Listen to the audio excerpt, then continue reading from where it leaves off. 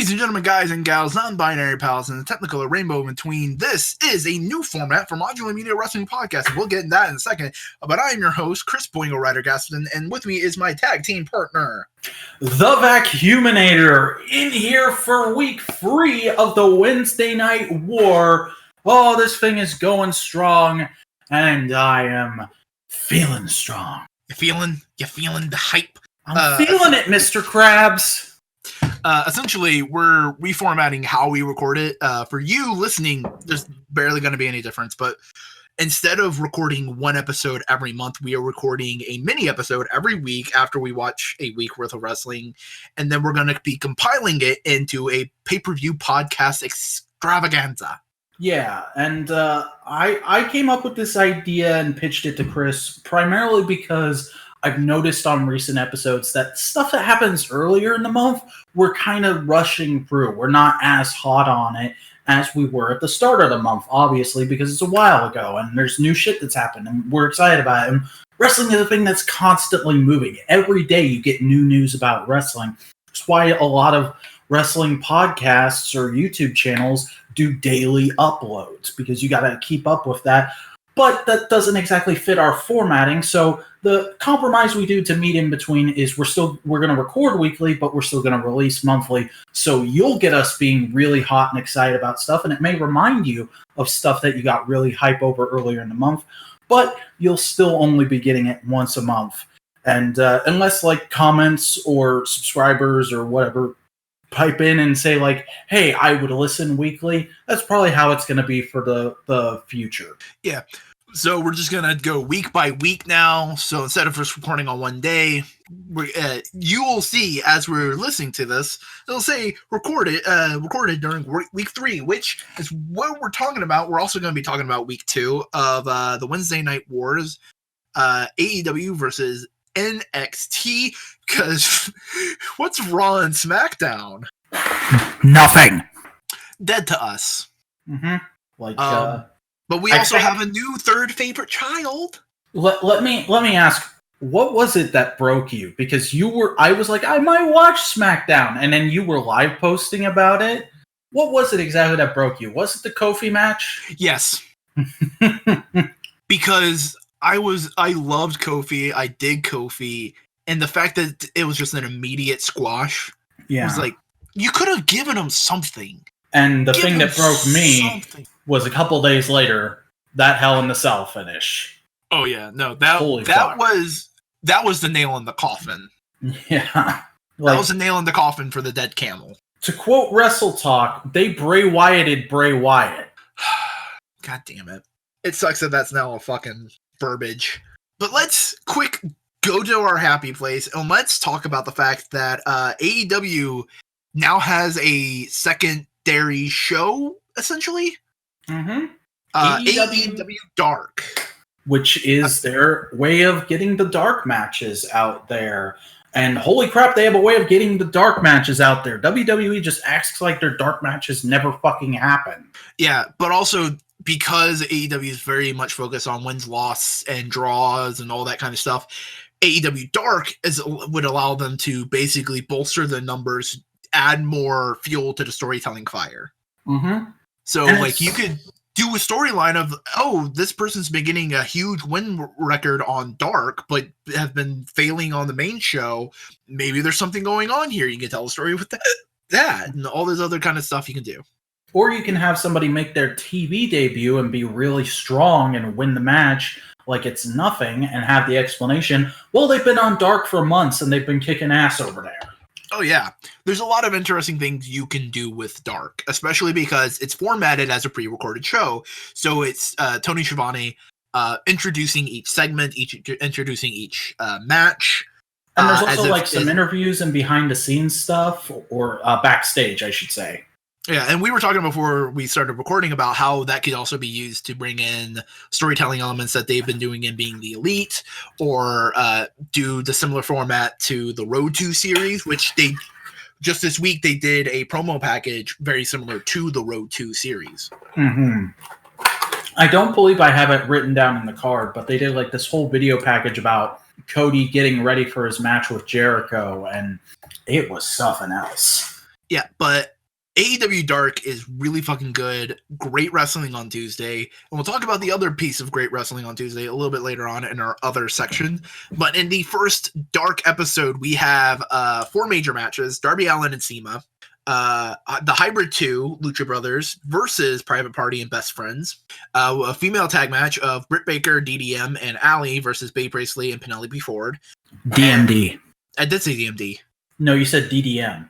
DDM? Yeah. Dance Dance Revolution. And finally, Jurassic Express versus SCU. All very solid matches, which were acted as good introductions to these characters, and even started a bit of a storyline where we were kind of doing the proper setup for the whole Britt Baker and B Priestley rivalry that's going on. Mm-hmm. We set up that. We also gave Darby Allin another good victory to kind of cement his place as 1 part Rey Mysterio, 1 part Jeff Hardy. Mm-hmm. Shima's also there. I think he's definitely going to be their go-to, make this guy look good, but also be kind of a cool, oh man, remember CIMA kind of dude? Yeah. And he's probably a great backstage presence. I imagine he's doing something equivalent to a coach in WWE. Oh yeah, especially because the number of Japanese talent, having as many people who can speak both Japanese and English is probably a boon. Yeah. Actually, now that I think of it, that's probably the reason he and Michael Nakazawa got signed in the first place. Other than the fact that Nakazawa is friends with the Elite. Yeah. But then also we had a great 8-man tag with Private Party, Best Friends, Hybrid 2, which officially have a name now. Yeah. I think it's a weed reference. Mm-hmm.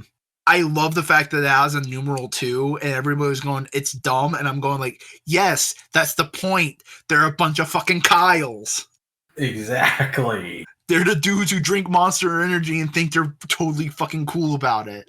That's the point. I love it.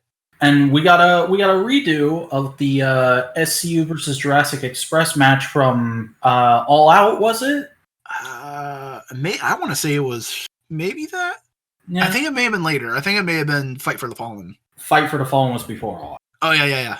It gets confusing because All Out and All In sound so similar. Yeah, but Fight for the Fallen, I think it was in Jacksonville. Yeah, and it was a good match. It stayed away from doing things that were too similar to the match they had at the pay-per-view. I think the big thing that match really did was just cement the fact that doing the floss is Marco Stunt's in-ring gimmick. Yeah. A lot of people fucking shit on the fact that Marco Stunt is now in the Jurassic Express. And to me, it makes perfect sense. Mm-hmm. Because to me, it feels like the trope of, okay, you have the caveman and the dinosaur. Marco Stunt is the boy from the future sent to the past, surviving with this group. Yeah. That's his kind of role. But yeah, AEW Dark first episode was solid. It was a great fucking show. It was a great B show. Indeed. Nothing spectacular, but really solid. A great dose of wrestling. But we'll talk about it later because we have 2 episodes of that to talk about. But we have the second week. Second week of the Wednesday Night War with AEW, where the tag tournament begins in full with the Young Bucks and Private Party creating one of the biggest upsets of the company. I didn't really see it as an upset because Private Party really got over in this match, and they've been building Private Party. Upset. Yeah, and they've been building Private Party up as kind of I think Tony Schiavone even said on commentary, they're where the Young Bucks were 5 years ago. They're a really hot, quick, fast, young tag team that's just getting to the point where they're amazing. Oh yeah, and this whole match was insane. I can understand somebody having the inverse opinion, but I think this is my new favorite Bucks match. This tops the match they had with the Lucha Bros at All Out for me. Oh yeah, this is definitely a star-making turn for Private Party. They're going to be cemented as a fan favorite from a long time, and this doesn't hurt the Bucks. The Bucks still look really fucking strong at the end of this. Yeah, because they're the journeymen at this point. They're not done with their careers, but they've been around for so long and they have such a name cemented that them losing to put over younger talent actually makes them look better. Oh, yeah. Especially because everybody was concerned, their executive vice presidents are just going to put themselves over. And it's like, no, they're smarter than that. Like, it would make sense in a way to have them be the first tag champions, but it's also kind of not a good look. It's not a good look, but also, like, they want to really put over the rest of their tag team talent. Mm-hmm. And they say, we want to have the best tag division. If they just put themselves over, they're not making the best tag division. They're just making a bunch of people defeat themselves. Emphasis on the word division. Yeah. Pac was a salty bitch about not giving a championship opportunity, despite his record of having 3 wins at the time. Yeah, I forget what match it was, but he came out to join the commentary for a match on the second week. And it was Darby Allin versus Jimmy Havoc. Oh, yeah. And he just spent the entire, which did annoy me at first because I was like, this is a match to decide a championship contender. We should be giving focus to the actual match. But it just got funny as it went on, how upset Pac was and how, like, borderline whiny he came off, but still completely threatening. It was really interesting. Oh, yeah. But it also kept Pac in mind of, he's in the main event. He can go for the title. Like, he's in contention. He's not in contention right now, but it kind of kept afloat the idea of, Pac is gunning for the title. Yeah, and it helps cement that idea in the more casual viewer's mind of wins and losses really do count. Like, they kept saying it during all those prequel shows, but it never really felt like a big deal until just recently when we hit TV and we got stuff like Cody getting announced for the championship match at Full Gear, and everybody was like, what the fuck? The EVP's just getting the first shot at the title? And it's like, well, no, he's not getting the first shot. And also, look at his win-loss record. Yeah. It also really cemented another element that Cody talked about in Twitter, but they haven't really talked about on air, and I hope they start doing it, that basically it's not just wins and losses, it's the quality of wins. So if you use some underhanded tactics in the recording, like they go back through the tape and they go like, you did a nut shot, that loss is kind of diminished. That win is kind of diminished. Mm-hmm. It's not a good win. So even if you have 5 wins in a row, if you win them all through dubious means, they're not 5 wins. It's kind of like, So basically the AJ Styles Nakamura feud from last year can't happen in AEW. Yeah. But it also gives them that nice little out of, this guy has a really good win-loss record. We want him to go for the championship and booking. And if the fans go like, but this guy has more wins, they go like, yeah, but some of those were cheating wins. Mm-hmm. They're not good wins. It gives them that out that basically everybody was worried about being so focused on wins and losses. And it also encourages long-term booking. Mm-hmm. So, hashtag good shit. Real good shit. Mm-hmm. Like the real Ghostbusters.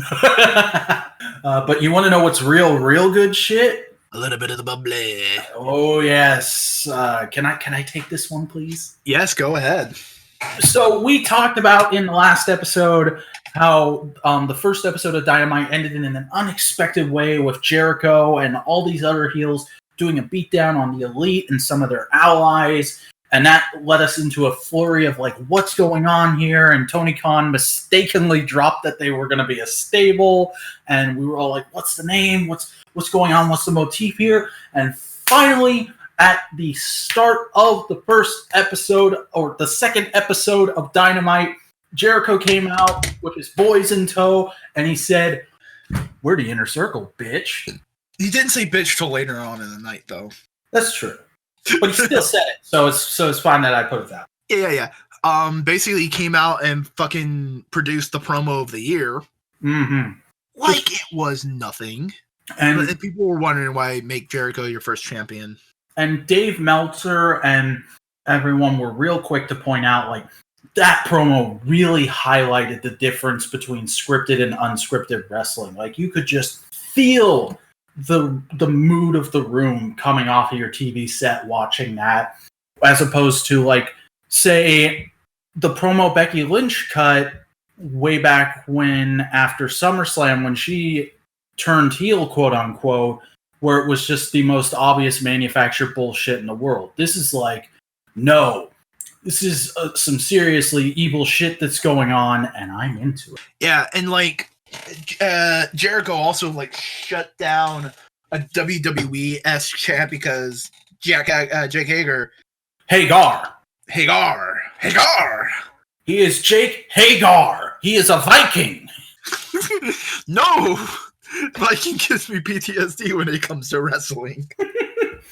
But no, like his old gimmick, he had a thing of "We the People," and the crowd was going "We the People," chanting that out.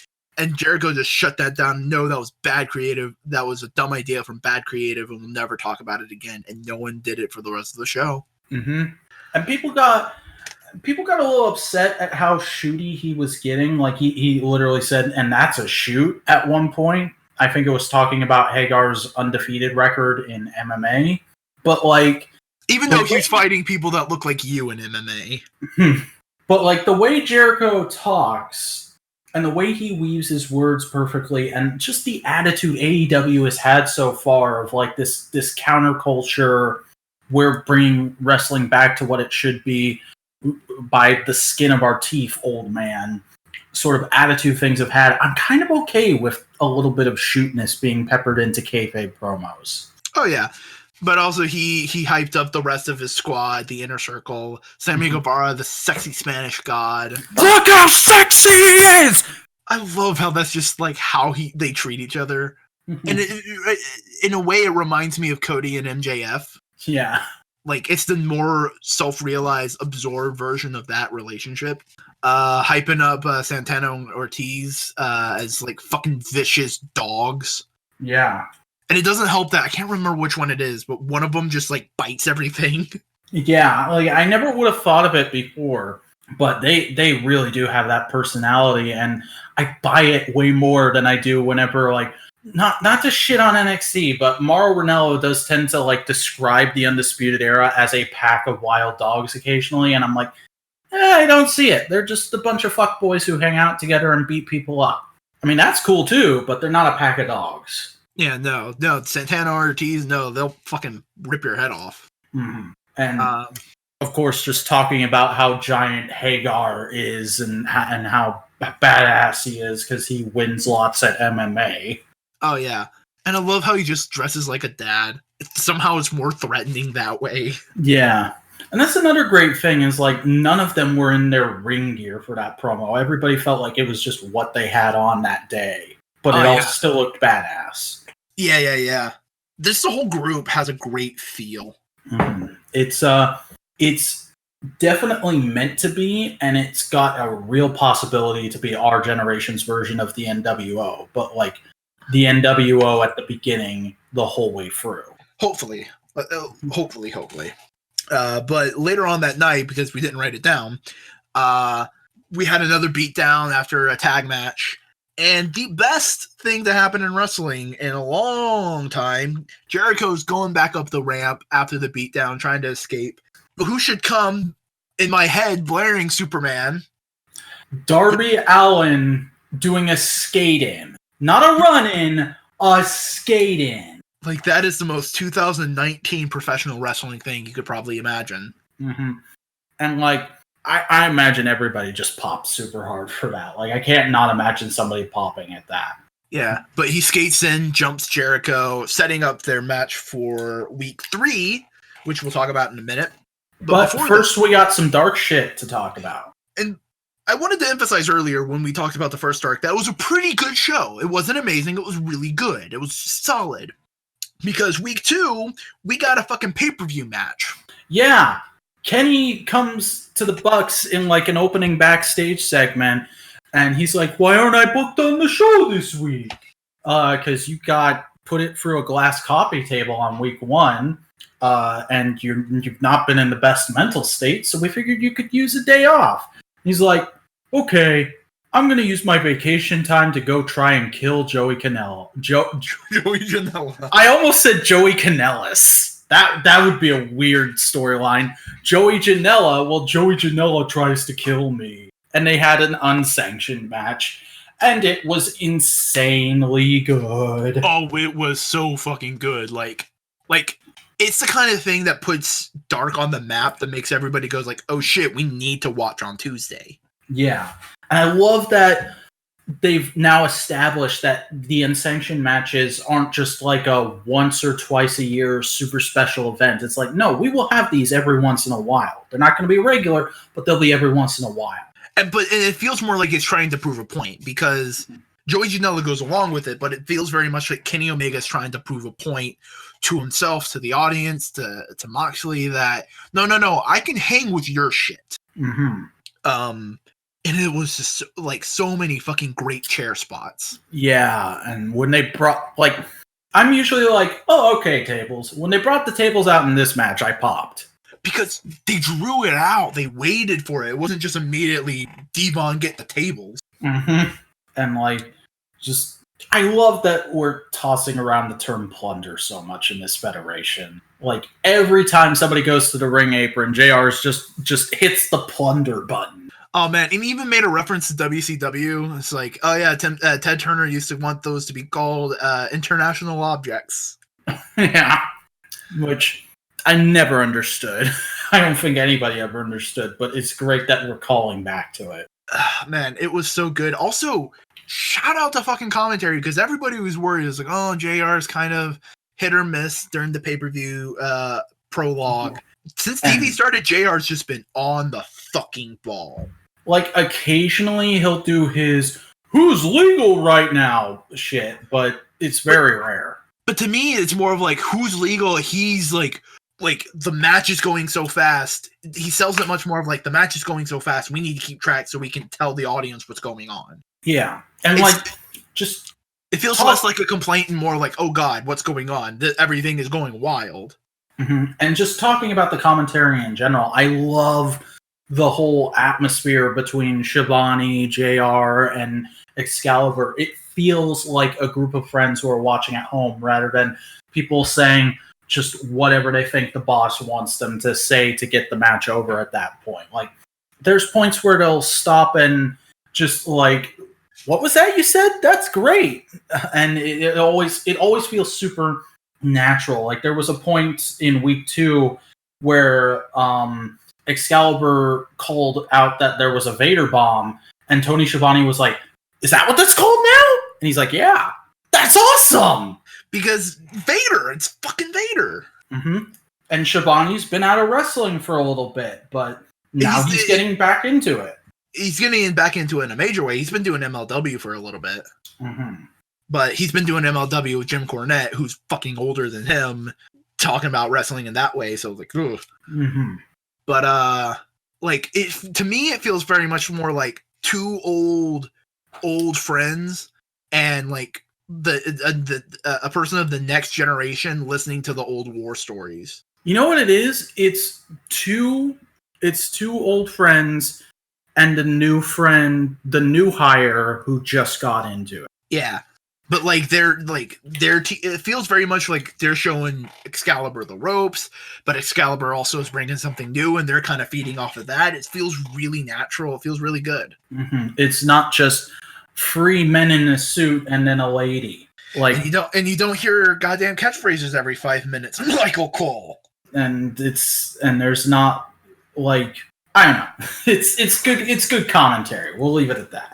Oh yeah, it's solid. It's really good. But quick side route to Being the Elite, because they're still making those and they're being really good. I'm loving the more mix between skits and backstage stuff. Mm-hmm. But we got some Rick Knox and nobody wanting to be his friend. Yeah, they're actually doing storylines with the referees, and it's not like just embarrassing them. It's actually like doing a legit wrestling story where Rick Knox, leading up to them going to TV, has had all these little joke segments at like the start or midway point of an episode of Being the Elite where something minor will happen in everyday life and he'll treat it like it's a wrestling match. He'll get super strict and he'll be like, come on, you gotta clean this up. Let's go, go, go. Or Cody will just slightly bump into him and he'll collapse like it's a ref bump. And so everybody thinks he's this tight-ass dickhead motherfucker who can't relax and just have some fun backstage. and that's starting to get to him. You know, he went to sit at a table backstage on week 2, and they didn't let him sit. And then the Bucks complained, like, hey, why didn't you stop the match when Moxley took Kenny out of there? Why did we have to keep going? Like, the dude got put through a glass table. You should have stopped it so somebody could have helped him. And with one of the best stealth burns I've ever seen in my life, he said nobody wants to see a main event end in a DQ. Oh, God. Yeah.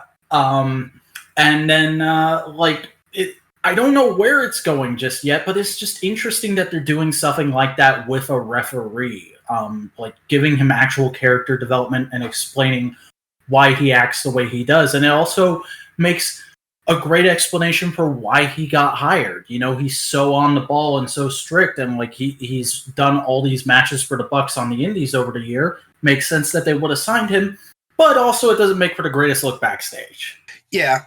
But also still on being the elite, we got more shit with the librarians.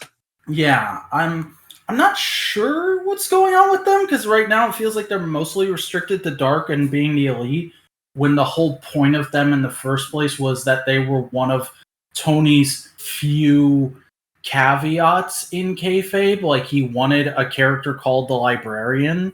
But they're doing a thing right now where every time they go to a place, they find the most patriotic location in that place, and Leva Bates freaks out over it, and Peter Avalon's just like, oh, God, can I please just go home?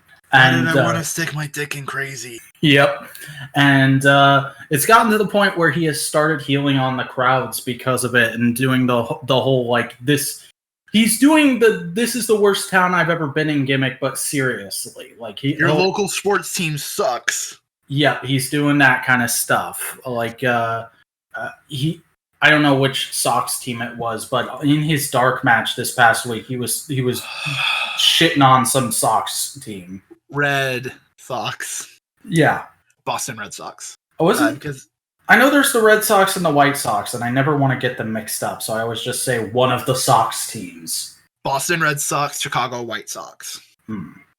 But I definitely feel like I think the direction they're going with the librarian story is Peter Avalon's kind of become, I don't want to say like they're CM Punk, but like this fucking company fucking sucks, fuck you, and do that kind of story with Peter Avalon of like, I don't want to be the librarian anymore. I'm Peter fucking Avalon. That could be interesting. It just depends on how they play it at this point, because right now I don't think anyone who's not actually in the crowds can tell whether or not the librarians have, oh yeah, we're supposed to hate them heat or legit heat. I can't tell if people like to hate them or hate them. And I mean, you can play into that as like, no one knew what to fucking respond to me. It's like, I felt lost in the mix, that kind of thing. Yeah, and I personally like them. I think they're not hilarious, but they're pretty funny, and like I think it's an interesting concept for a character. But right now, it's in a place where we'll see how this goes. And I like Peter Avalon's moves. He's really good in the ring, especially because he had a dark match third week against Sonny Kiss and who was the other person? Kip Sabian. That was a good match. I really dug that match. Yeah. But on to week 3 of AEW Dynamite. We have 2 more rounds of the tag team tournament. And we have SCU going against, who was it? Best Friends. Yeah. And, was Dynamite off to a chaotic start, because as SCU was making their entrance, the Lucha Brothers came out of nowhere, and what a maneuver! They gave a head injury to Christopher Daniels, who was going to be in the tag tournament, but Scorpio Sky had to come and step in. He was still wearing his street clothes, and oh boy, did that boy tear the house down. I've been saying it since the start of AEW. Scorpio Sky is amazing. He's doing great for the tag team division, but in a couple years, he's gonna have a wonderful singles run. He's the breakout star of SCU. But oh man, what a star-making turn this whole match was, because he's immediately on the back foot against the Best Friends, and the Best Friends play great heels during this because they see the advantage and they try and take advantage of it. Yeah, Kazarian's got a back, I don't know if it was a back injury, but his back was really hurting after what the Lucha Brothers did to him. So the entire time he's just holding his lower back and getting the crap kicked out of him, and it's like, when is the hot tag gonna happen? When's the hot tag gonna happen? Oh God, is the hot tag even gonna happen? Oh yeah, and like Scorpio Sky accidentally loses the shoe early on in the match, so in order to build heat, Chuck Taylor fucking tosses it out of the ring, so he can't wrestle well. Mm-hmm. And after a good hot tag, Scorpio just takes off the other shoe and throws it out too. Fuck it, I'll pull a Matt Riddle. And he just hypes up the crowd, and the shoe just comes back. Yep. Also, some of the best goddamn chants. He's got one shoe. He's got no shoes. It's the best. Yeah, AEW crowds have been really on point with the unique chants that don't sound like a fucking song. I want to like NXT UK's crowds, but good God, their unique chants are complicated. Yeah, but that's just UK chants in general. They do that at football games. Mm. But yeah, SCU wins though and goes on in the tag team tournament. Oh boy, they're gonna face Dark Order next week. Ooh. Oh man. And then I guess we should briefly mention Jurassic Express also went up against Lucha Brothers. Yes, Lucha Brothers. And wow, did the match lead to probably one of the most interesting debates I've seen on wrestling Twitter thus far. Because Luchasaurus had a shoot injury and he wasn't able to perform as scheduled. So at the last minute, they put Marco Stunt in for him.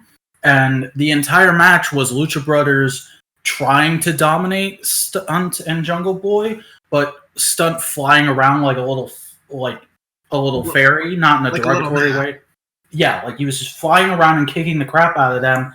And people on Twitter are going like, I hate this guy. He doesn't look like a wrestler. He looks like a little kid. Why is he moving like this? It's ridiculous. It's like all of Twitter turned into Jim Cornette for a day.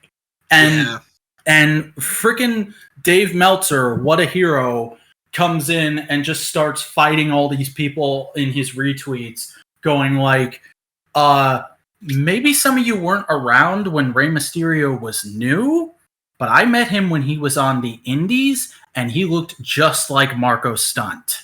Yeah, Marco's only like an inch or two different from Rey Mysterio. Mm-hmm.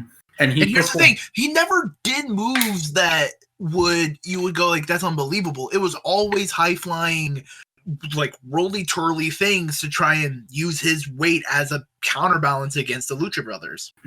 Like, I can understand people not liking the flossing gimmick just because, Fortnite. But when you see all the other shit he can do, I don't understand how you can not like Marco Stunt. Like, even with the whole, he was a last-minute addition, he's still a great performer. And he's gonna go places. You just let this shit breathe, people. Yeah, like the first time I ever saw Marco Stunt, because I knew Marco Stunt before AEW. Oh, nice. I saw him on MLW against a huge fucking sumo dude. And it was one of the best fucking matches because this little tiny dude is just trying to bounce off against this guy. And the other guy was having none of it. And it was just really good. It was really good, fun wrestling. And this just reminded me of that. And like, I have been like a no, fuck you kind of guy when it comes to Marco Stunt and Jurassic Express, because I get what they're going with it. He's the modern day dude, kind of trapped in the past with the caveman and the dinosaur. Yeah. Like, he's just that kind of character in that weird Saturday morning sci-fi adventure kind of thing. Mm-hmm. Also, I just love Jungle Boy carrying Marco Stunt like Luchasaurus carries Jungle Boy. Yeah. And you also gotta take the angle of they are definitely the kid appeal team of AEW, and I'm not saying that in like it's just a bit of fun kind of way. It's like, no, they just inherently have that. It's not like New Day where they were manufactured to have that. No, and they weren't. New Day wasn't manufactured to have that. New Day started off as like a preacher gimmick, and then they turned heel. Mm-hmm. All the kid appeal stuff was them just being like, hey, we're just going to be ourselves. Okay, yeah, you're right. I'm sorry, I'm stupid. No, you're not stupid. It's just I you were misremember confusing today things. modern. You were supplanting today's New Day with the early New Day. Yeah, okay. Right now, New Day does manufacture elements to be Kid Appeal, but early New Day wasn't designed to be that way. But it's like you just gotta look at it as like these guys are all really talented performers, and they all just have these gimmicks that tend to line up. So they've been put together in this group, and it's just so obvious that they're going to do well because they're great performers, but also because as soon as AEW gets that hookup with the Make-A-Wish Foundation, kids are going to ask to meet Jungle Boy and Luchasaurus, and Marco Stunt's going to be right there playing Fortnite. Oh yeah, no, they like the first people who do Make-A-Wish in conjunction with AEW are going to be that team. Mm-hmm. And I guarantee the second one is going to be the Lucha Brothers. Quite possibly. Like, I just have that gut feeling. Like, those two teams are going to be great. And, like, people complaining about Marco Stunt, they didn't even win. The Lucha Brothers won and continue in the tag team tournament. Which did surprise me because Jurassic Express and Private Party were my two picks to go the whole way. So, already, tag team tournament's a bit like, ooh, I don't know what's going to happen. But, ooh, they're also playing to me. Oh yeah, and it's definitely very interesting. Because it's Private Party and Lucha Bros going up next week, and SCU versus the Dark Order next week. Yeah, so be very interesting to see who the final two it comes down to, because SCU are kind of journeymen in the company. They've been around for a good while. Everybody knows them. Everybody likes them. But Dark Order's also a newer group that they're trying to get over. And it's the same kind of thing with Private Party versus Lucha Bros. I can see Lucha Brothers winning against Private Party because Lucha Brothers are just a little bit more vicious. And part of me kind of wants to see the Dark Order win, just because they have a heel versus heel match. Yeah, but Lucha Brothers can also be play baby faces. Can they? I haven't seen it before. Oh no, like I can see it because Rey Fenix is a great baby face. It's just Pentagon Jr. looks like Pentagon Jr.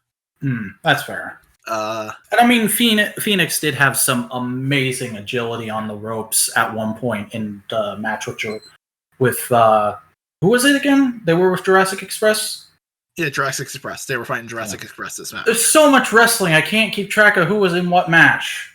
But man, I'm looking forward to the tag team tournament. I just can't wait to see who wins. But also, they're setting up all these strong tag teams so we know who can go up against later. And like maybe Hybrid 2 is going after it because, hey, they've been getting wins on Dark. They're on a winning streak. They're on a hot streak right now. And I could see Santana and Ortiz going after it because they're doing pretty well. They had a squash match this week, and they've already got a match with the Bucks arranged for Full Gear. Oh, man, just imagine Ortiz and Santana versus the Lucha Brothers. Dude. Because here's the thing. That's the big difference between AEW and WWE for me right now. When I say, imagine this match, we go, oh, man, fuck yeah. But if we say, imagine this match in WWE, we go like, yeah, but they'll probably ruin it. Mm-hmm. Except NXT. NXT is the exception to the rule. Yeah, which is why we still watch NXT. But let's continue with AEW because we have the first women's title defense. Riho versus Britt Baker, DMD. Yeah, really interesting how this match went down. They did a nice little build to Britt feeling like she was supposed to be the star of the division and wanting that title shot. And then she finally gets it here, and it's a pretty intense match, even though she's not able to win. Riho retained the title, which, great job making that title look strong and like something that is going to take a good fight to get. But also, they're in Britt Baker's hometown next week, and they're advertising she's going to be in action. Bit weird that she lost a shot at the championship here right before that. Yeah, but like, I can understand. It's long-term booking. Yeah. And so far, AEW has not led us astray of thinking long-term. So hopefully there's a plan. But like I said before we started recording, right now, the women's division's honestly the weakest part of AEW is right now. Yeah, it's not great. There's a lot of interesting people in there, but nobody's like really gotten over yet except for Riho. And maybe Nyla Rose. Yeah, maybe Nyla Rose, but like Riho is definitely over because I told you this last week. I don't know if I said it on recording. No, because we didn't record MMWP last week. But they got a huge surge in viewers on their first week because of Riho's match. Like AEW has the Yellow Fever market hooked. But like right now, WWE's women's division in totality. I mean, there's some bad spots, there's bruises over it, but like WWE's total women's division is a lot more solid. Mm-hmm. And I mean, even in NXT right now, we're going to talk about in a little bit, they've got like so many great people coming in and doing really cool stuff, and they're all going, I want a shot at that women's title. I want a shot at that women's title. Like, that's the storyline right now of Shayna Baszler has a literal hat of names that are challenging her. Yeah, I just feel like because they've been focusing on like 4 women of the women's division, we haven't really quite seen the depth of AEW's women's division. Yeah, but I can't wait to see more of it because who's the woman who has the queen gimmick? She comes out like Freddie Mercury. Emi Sakura. Like I really like her. I would love to see some more of her. That's an interesting pick. I want to see more of like Penelope Ford. She seems like she could be really cool if given the chance to do a solid story. Oh yeah. But again, when I say the AEW's women's division is like the weakest part, like it's like a B compared to everything else getting A's. Yeah, and it's probably just because they haven't gotten as much exposure yet. Like Counting Dark, we get 2 women's matches a week. We get like 3 to 4 men's matches a week and 2 to 3 tag matches a week. And I have a feeling that's partially because they're trying to hype up Elite and Inner Circle. They're building that up, and they're also going through the tag team tournament. Mm-hmm. You know what I would love to see? You know the G1 Classic of New Japan, right? I know of it. Basically, it's a round robin tournament. Every wrestler fights every other wrestler within the tournament, and whoever has the most points at the end wins. Interesting. I would love to see that for the women's division of AEW. That could be cool. Kind of do like a Mae Young Classic, but the AEW style of it. Yeah. That'd be dope, especially showcase all the women's division. The person who wins gets an immediate title shot kind of thing. You know what? I think after the tag tournament is done, that's what they should do next as their big week-to-week gimmick. Yeah, I definitely think part of me feels like AEW is going to have a lot more like ongoing tournaments. Mm-hmm. Ongoing like tournaments and classics and things like that. That just feels more like because they want to have every match have stakes, and that's an easy way to have every match have stakes. Also build up wins and losses, have things matter, like. And it also makes sense just in the thing of they're trying to be an alternative to WWE, and everybody knows Vince McMahon hates tournaments. Yeah, and it makes things feel more sport-like because how many sports have goddamn tournaments? All of them. Yeah, but on to other things. We have a massive tag match. Of another thing, AEW not giving you the fucking matches. They're only giving you snippets. Moxley and Pac go up against Hangman and Kenny in a tag match clash. And oh boy. This wasn't a tag team match, Boingo. This was 2 matches happening at the same time. Every once in a while they clapped. Yeah. No, it was 4 matches going on at the same time because every once in a while Hangman would go up against Moxley, and Moxley would go up and Pac would go up against Kenny, and it builds up 2 feuds, but also plants the seeds for 2 more feuds. Yeah, especially which I suppose I should have seen coming, but wow, that finish is just like one of the most characterful things I've seen during a match in wrestling in a while, where Kenny and Moxley, they get out their barbed wire weapons from week 2, where which had set up the match, was Kenny came out to challenge Moxley after Moxley's first single match. He's like, hey, I've got barbed wire weapons. Let's beat the shit out of each other right here and now. And Pac came in with a chair, and so the match was made. This match ends with Kenny and Moxley getting the barbed wire weapons out from under the ring, going for that plunder, and right before they hit each other, Pac comes out of nowhere and goes like, what the fuck are you doing? You're going to mess up my win-loss record. You're going to mess up my win-loss record. And Moxley just flips him off and stunners him. Oh, man. Like, this was a great match to set up the other 4 main event guys. Because right now we have Jericho and Cody going for in the title picture right now, but this sets up like the other 4 major main event people. Yeah, which is Kenny Omega, the good guard, Moxley, the wild card, Pac, the bastard, and Hangman, the underdog. Yeah, and it all feels really solid, and like I keep wanting to get on AEW for not doing more promos, but like their character work in matches is so good that I can't. It's just it's solid. When AEW does a promo, it fucking matters. Yeah, like in the 3rd week, I think the only thing we have that really counts on the promo is Chris Jericho coming up on the Titantron after Santana and Ortiz had their squash match to say like, yeah, look, they're badasses. Have a match with them, Bucks. And it was like, okay, that makes sense. With Ortiz just fucking quoting Neil Cicerega the entire time. Yeah, that's exactly what I was thinking too. And I started laughing. My dad was like, why are you laughing? This is supposed to be like serious. And I'm like, but he's going, the best, the best, the best, the best. I think it's the same guy who like went into the face of that one fan camera and just went, I'm a heel. I fucking love him. Yeah. Oh man, he's great. But we got to talk about the main event where Darby Allin goes for the AEW gold, but damn, he couldn't quite make it. It was a heck of a thing. Like, I don't think it was my match of the night. My match of the night was definitely the match with Kenny, Hangman, Pac, and Moxley. But oof, was this a good first title defense? Seeing Jericho just utterly dominate this kid who, like, I think my favorite part of the whole match was just their body language during the entrances, where Chris Jericho just had this aura of like, I've got this. This stupid kid doesn't know what he's in for. But the entire time they keep cutting back to Darby and he's just sitting there in the corner looking up at Jericho like, that's going to fuck me up.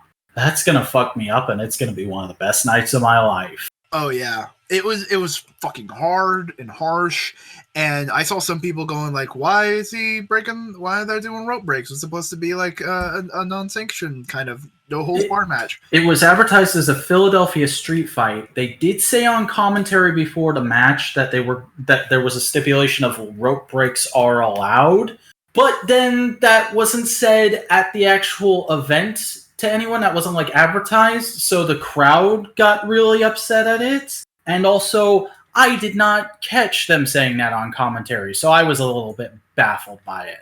I mean, I still got into the match, but I kept going like, wait, what? Okay. Yeah, no, I heard it, and I was like, okay, this is just the stipulations for the match. Mm-hmm. Also, I thought it was a little weird that it was a street fight, and they stayed in the ring, though. Yeah, like, I definitely would love a part of AEW's website to go like, these are the stipulations for these matches. So if we have these kind of matches, these are the rules we're following. Yeah. Especially because of like the myriad of matches they've had so far, like unsanctioned, everything goes, Cracker Barrel clash. What's the difference between an unsanctioned and a Cracker Barrel clash? There's a Cracker Barrel. Yeah. But the match goes on. Darby gets his hands taped behind his back by Jericho, gets knocked out by Hagar, and then gets put in the walls of Jericho. And the ref goes like, nope, called the match, even though because Darby couldn't tap out. And part of me feels like he wasn't verbalizing quit. Mm-hmm. So I think it was Girl Hebner. What's her real name? Audrey Edwards. Audrey. I wanted to say Aubrey. Audrey. Oh, I've heard people pronounce it either way. But Audrey basically called the match and go like, nope. I am concerned about his safety. Mm-hmm. And man, it made Darby look like a fucking beast though, because he was just going through it, man.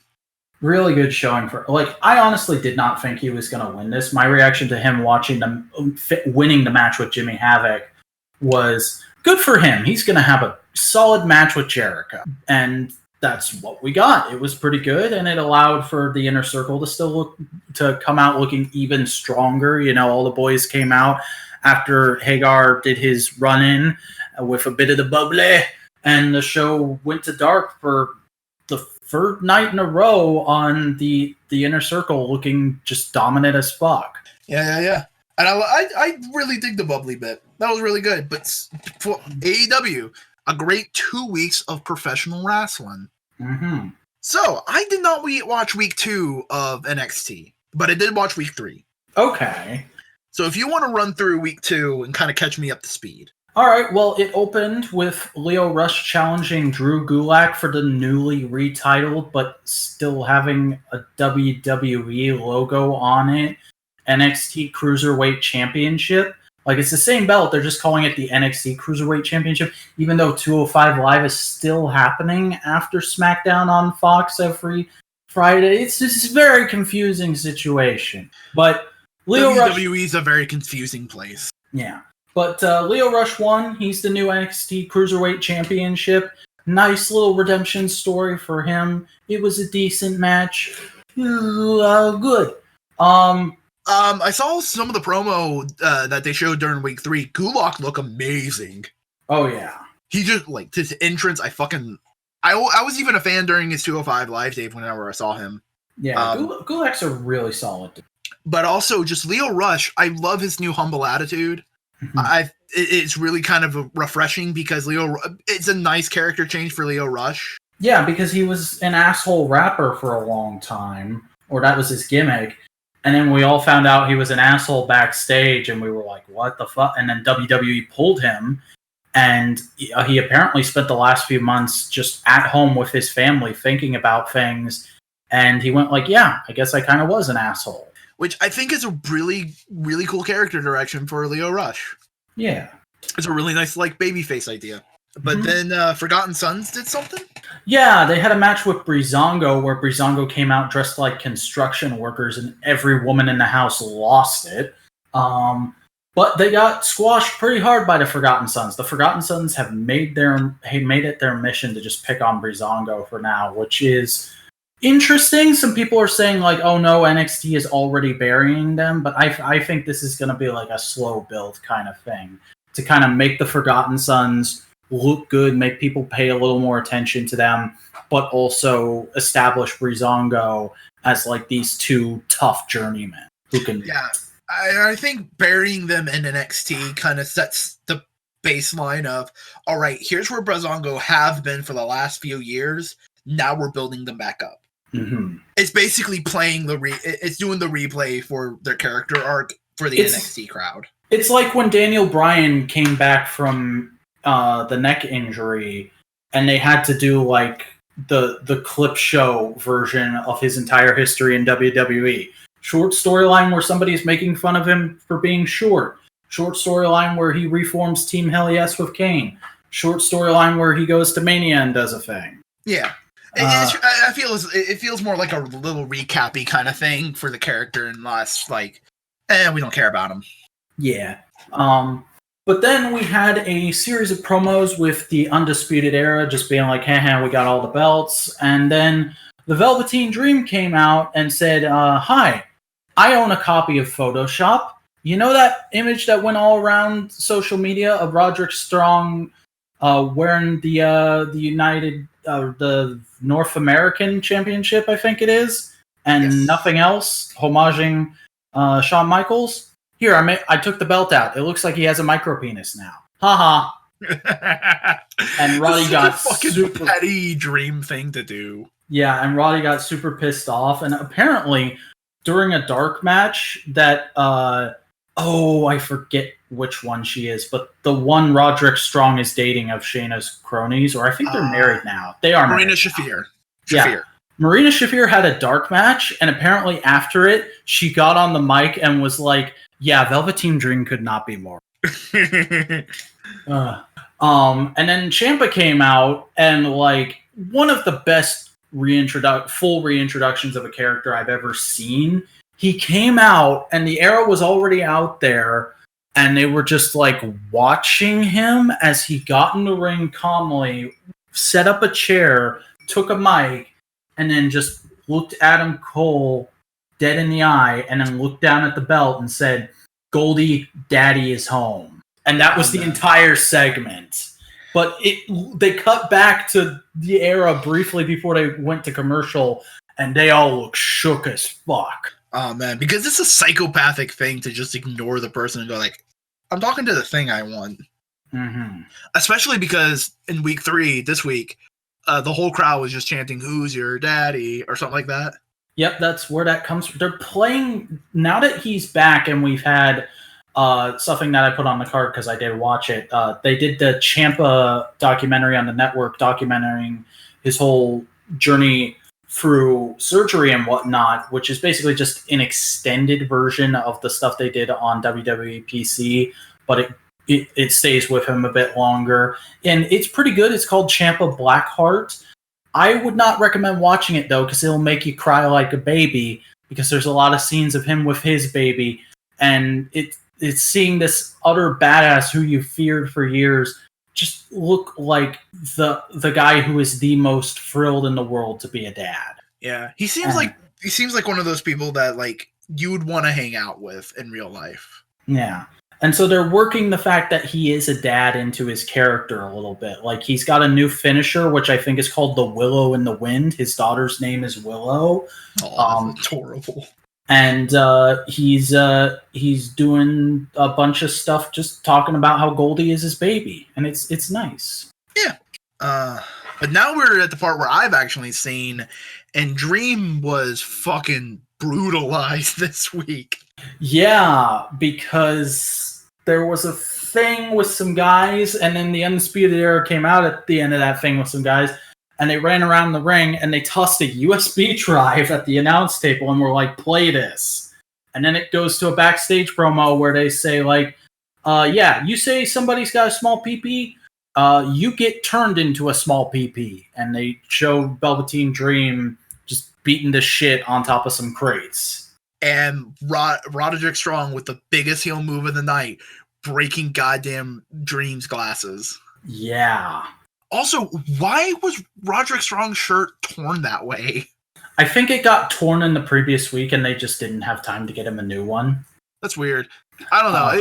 To me, it felt like he was kind of making fun of Dream because he was also wearing glasses of a kind. Mm-hmm. Which I think would be okay. It's cool. Yeah. But then William Regal was in a backstage promo, and he's like, yeah, they seriously fucked up Dream. He's going to be out with injury for a little bit in kayfabe. So, hey, the next match is Dijakovic and Lee having their third match. Fifth match. Fourth. One had a win, one had a win, loss, and a draw. Third, the rubber match. Whoever wins gets to challenge Roderick Strong for the title next week. And so, at the end of that, which pretty good little match, Roderick Strong comes in and interferes to cause a DQ, and William Regal just immediately is up on the balcony, which, by the way, I love that they have a balcony as part of their set right now. Makes for some more dynamic stuff than I've seen on other shows. I like it, but my immediate thought was, is this the Muppet Show? Fair enough. He comes out and he's just like, not so fast, Roddy Strong. Now it's a handicap match. You're going to face both of them next week. And it's like, okay, I see. We're doing the thing we did with Cole last year with Roddy. That's fine. I know some people were real annoyed about repeat booking, but like, I think that just works great, especially considering how full of himself Roddy has gotten recently. Yeah. But I'm excited for that because, two big horsemen who have been having brilliant matches against the fucking backbreaker, dude. Oh my god, it's gonna be good. Mm-hmm. And then there was a bunch of stuff involving the women's division this week, and there has been a bunch of stuff just recently with Dakota Kai and now, oh god, what's her name? The other Kiwi lady. I seriously cannot remember her name. Let's just call her Kiwi for right now. We'll just call her Kiwi. Yeah, the Kiwi girls, they're back from injury, and they're wanting a shot at the title. They're having like their big comeback moment. And also Io Shirai's really hot right now, and she's saying she wants her title shot at Shayna already. And of course, Bianca Belair is still there saying she wants her title shot for some reason. Rhea Ripley has come into the division, and she's demanding a title shot. And we've had the two biker chicks just face off because Io Shirai feels very much like like that Japanese kind of bikery kind of gal. right now. Like, that's how I describe her to people, is she's not an evil combat sports heel. She's not a spunky up-and-comer. She is the bitchy biker chick at the back of the hall. And that's what makes her cool, makes her stand out from most But like the Japanese version of that, because she's not wearing leather, she's wearing like a fucking windbreaker, but it looks really dope. Mm-hmm. And then you got Rhea Ripley, who just looks like a metal chick who moonlights as a bouncer at the bar. Oh yeah, it's great. The women's division in the NXT is just fucking hot right now. Yeah, and there's so many people that Shayna Baszler literally made a joke about it when she came out at the end of the other Kiwis match this week and goes, "Let me guess, I bet you want to put your name in the hat too." Well, you're not gonna. And and what's your face? You've got you're running out of limbs to rehab, and like Shayna Baszler is legit starting to feel like a character rather than just a thing that holds on to the belt, which has been my biggest complaint with her so far, is that she doesn't really have any character outside of I am scary and I do weird shit to people's fingers and make them tap. Yeah. Who was the other person? There was another woman that I thought looked really cool. Tainara? Maybe? Is she Brazilian and have a black belt? I don't know. Well, just if I can't remember, it wasn't that important then. Yeah. There's some other good matches this week, like the one with the Chinese dude. Boa, yeah. Boa's cool. fucking great. I love his look. He's from the breakout like a lot of the breakout tournament guys are being used as I would say like squash food for the guys who have been there for a while and are over, but again that makes sense because they're new and they still all look really good. Like Bronson Reed had a match this week against somebody and he still came out of that looking really good. He had a match against Matt Riddle, and Matt Riddle came out, gave respect. They had a brilliant little match, and at the end, Matt Riddle just threw out the fist, and they had a great little moment. It was just like, yeah, this is a great little babyface match. Mm-hmm. And I mean, flipping Angel Garza, who everybody seems to love, but I'm not that hot on, he had a banger match against Ciampa at the opening there. Oh, yeah. I like his pants. Yeah, that's why everybody, like, people either like him because they think the he's too sexy for his pants gimmick is hilarious, or they like him because they think that he's too sexy for his pants gimmick is actually sexy. I'm just indifferent towards it. I just like the look of his pants. Oh. In general, and just the pants. Cool. Oh, man. Also, Samoa Otis is fucking great. I can't wait to see more of him. Yeah, that's Bronson Reed. Yeah. I just like that pun, so I wanted to bring it out there. Yeah. And then everybody's been talking. Finn Balor's back in NXT. He's doing some stuff. He had a promo this week, and he basically teased that he's going to be the Demon next week on NXT. Oh man, I just can't wait to see him in the main event title because he wants to. I can feel like they want to build up some wins in NXT, have a good feud or two, and then go for the title. Mm-hmm. But like, ooh man, Finn Balor with good booking and all these amazing wrestlers, I can't wait. Yeah, it's so surreal, but like in a really good way for me to see him there because I know he came up through NXT, but I only know him from his main roster run. So like I think of him as like this polished Vince McMahon product. And so now to see him on NXT when I don't have that context of his first run is just like, whoa, what's he going to do? How does he even fit into this picture? You know who I would love to see on NXT? Not for a long period of time, for like maybe a feud or two. Roman Reigns. That could be interesting. Not for a long period of time, maybe like a month or two, 3 months. Mm-hmm. Really put some of the younger talent over.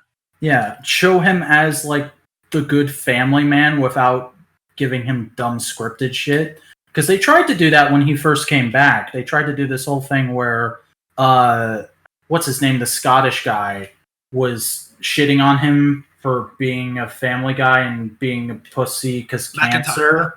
McIntyre was doing that and he was threatening his family. And Roman would say stuff like, "Don't you threaten my family." But it came off as really stilted. Like, it's not like the AJ Styles Samoa Joe thing where he was like, "Don't threaten my family. I'm getting all hot right now." It was more like, don't threaten my family. And it was like, seriously? That's the best you got, Roman? Part of me would love to see Roman or Seth in AEW just to mash up with Moxley as Moxley and not Dean. Mm-hmm. That'd be interesting. Could you imagine if they the two of them like said, yeah, we've had our runs in WWE, we're happy with them, we're going to AEW, and they all got names similar to Moxley, and then a few months in, they formed the Sword instead of the Shield? They wouldn't do that. AEW's too smart for doing that. That's a TNA move. Yeah, it'd just be hilarious, especially because the Shield was a Vince McMahon creation. Like, I can definitely see Seth Rollins going back to Tyler Black. Mm-hmm. Roman's never had an indie name, though. I'd love to see what that would... Maybe Caesar? Caesar... What's another word for Reigns? No, now we're getting too far into TNA territory. Yeah. Fuck it. Send them all to TNT. I don't care. Or TNA. I don't care. What's Caesar Rules doing here? But that was our Wednesday Warfare. We're not Brian Dane. What the fuck? That's our Wednesday Night Wars segment over. But we got some other things to talk about. Namely, Stardom now has a new parent company. Yeah, they've been bought by the same company that owns New Japan, and oh wow, what's gonna happen? Are they all gonna is New Japan gonna have a legit women's division? Nobody knows. I have a feeling it's gonna be kept a separate entity, separate brands, but when New Japan does American tours or foreign tours, they're gonna bring some Stardom talent. Yeah. I can see that happening. Mm-hmm. And like, I don't know a whole lot about Japanese wrestling except for the Bullet Club exists. So, like, this doesn't affect me too much, but it is interesting seeing how much of an uproar and a shakeup it's caused in the internet wrestling community. Yeah. Also, Bushiroad does trading cards, so take that what you will. Yeah, they do Card Fight Vanguard. Oh, yeah, that's right. But another big wrestling thing started, and I've fallen in love with it. I've become a big fan of it. We have NWA Power. You know what? Because of the way it's spelled with 3 R's, every time I see the name, I can't help but think of that one guy from Back to the Future 2, who's like, "Hey, McFly, what are you, stupid? Everybody knows hoverboards can't go on water. Not unless you got power!" Like, that's how I think it should be pronounced. It's not NWA Power. It's not NWA Power. It's NWA Power! Like, it's either that or Power. Roll the R. But this is Billy Corgan of the Smashing Pumpkins fame. His wrestling promotion. He's got it off the ground, and he has a TV show now going, a old school classic studio show. And when we say old school, we're not kidding. Like, there's 80s transitions and like a sort of electronic voice saying the name every once in a while, and flipping it all. It totally isn't, but it all feels like it's one continuous shot. And flipping Jim Cornette is on commentary, and he's happy. Oh yeah. Do you understand how... I don't think people get this, because only a certain sect of people even pay attention to Jim Cornette anymore. But Jim Cornette is happy and excited to be somewhere. That's something I never thought I'd see again. Oh yeah, no. And it's a really great aesthetic. I really dig it. The commercials are fucking hilarious. Yeah, waffles and tire irons, and a goofy, like, car salesman commercial for a legit wrestling school that literally the day after I watched the first episode of Power, I was just driving around. I discovered that school is 5 minutes from my house. Yeah. Like, also the wrestling's pretty good. The promos are pretty good. Like, it's just a really solid, like, good hour of Tuesday wrestling, and I always watch it before I watch Dark. Yeah, and there's a lot of solid stuff on there. A lot of solid performers, either new people who are up and coming or kind of like older people putting it over for the new guy. Like, the Ricky Starks match this week was so great because it literally looked like he was fighting some guy who had just walked out of the 80s. And like, there was even a great moment afterwards because Ricky Starks won, but then this guy came out during his interview and like shook hands with Ricky Starks and was like, "Great job, kid. It just wasn't my day." And it's like, when was the last time you saw that in wrestling? Yeah, And it was just great, like old school style wrestling. Like AEW is kind of evoking that feeling of the '90s Monday Night Wars, WCW kind of stuff. This is evoking WCW in the '80s. yeah, it really feels like what people talk about when they're talking about the territory days. And it's again, like I wanted to say with seeing Finn Balor in NXT, it feels wonderfully surreal watching this. Like, it's modern style wrestling with crystal clear HD cameras, but there's all these old style graphics. It's not hiding from the fact it's in a studio, and just all the character stuff feel like the way they're putting over the company is so classically wrestling, because during that first episode there was a bunch of different promos, and in each one of the promos, I swear to God, there was at least one moment where somebody went, "This place is about men. Everybody here is a man. We are men fighting men," and brah! And that feels much more of I don't know if that was a target at AEW or WWE. It feels more like this is what we're trying to differentiate ourselves as. Because WWE feels like the international clean cut, everything is scripted. Yeah, it feels very much like the distillation of everybody's individual cultural wrestling to as simplified and easily consumable product as possible. It's the Disney of wrestling. Yeah. And AEW is trying to be something different, and it's trying to be new and fresh, but have genuine culture within the wrestling. Like, Lucha Brothers genuinely wrestle a lucha style. Like, it's not a simulation of a lucha style that's kind of WWE-ified. No, it's lucha. Yeah. And of course, if they fight a person who's not used to fighting in lucha style, it's gonna look a little wonky. But, And then you have NWA, which is definitively, we're trying to be old school. They're trying to be old school in an even more new school way than AEW is, because they don't have a TV deal. They're streaming straight to YouTube. Honestly, the only TV deal to me that would make sense is to air this in the middle of an Adult Swim block. Yeah, and I don't see them doing that either. Like, I think, like, it's really cool that there's just gonna be this solid block of wrestling on Tuesday nights. NWA Power, AEW Dark, and coming soon Impact, all streaming directly to the internet for free. It's incredible to me that we're at that point where, like, there's just some stuff that you don't need watchwrestling.law for. Yeah, it's really great, solid fucking wrestling, and I'm just really digging it. Yeah.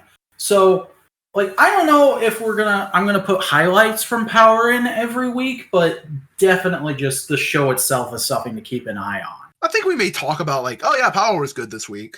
Yeah, do you see what that there Tony Atlas said? He's not into being asked questions, is he? Yeah, no. Especially where his lady friend is concerned. Nick Aldis, that's his name. Yeah. I got him because I kept getting them confused. They didn't really make it clear in that title match in the first episode which one was Nick Aldis and which one was Tom Storm. Yeah. I would assume Tom Storm is the guy with Storm on his ass. Well, I figured it out as soon as I saw that. But but otherwise I was a bit confused for a minute. Nick Aldis sounds like a good old Territory Days name, so I was expecting the older guy to have that name. But yeah, wrestling is picking up on Tuesdays and Wednesdays. Too bad there's no wrestling on Monday and Fridays. Yeah, did you see what Brian Alvarez tweeted? No. He said it's like we're stuck in some weird alternate dimension, or like hell dimension. I can't remember what the exact term he used was, but it's where Tuesday to Thursday is the absolute hype as shit, and Friday to Monday is complete suck. Unless we have a takeover or an AEW pay-per-view. Yeah, which we've got a couple of those coming up, and I don't work night shifts anymore, so can I safely assume you and I are going to watch Full Gear together? As safely as I can say yes. But that will do week 1. We'll see you in just a second for week 2, and we'll see each other in a week. So first things first, we need to wish a happy belated birthday to Mr. Dave Meltzer, who turned 60. Actually, yeah, it's 11:48, so still today. Yeah, Uncle Dave. Give him a birthday wish. Good guy. From small podcasty boys to big podcasty man. Yeah, he paved the way for dickheads like us and Wrestle Talk to talk about wrestling on the internet. Yep. To that, we salute you, Dave. But this is week 4 of Modular Media Wrestling Podcast.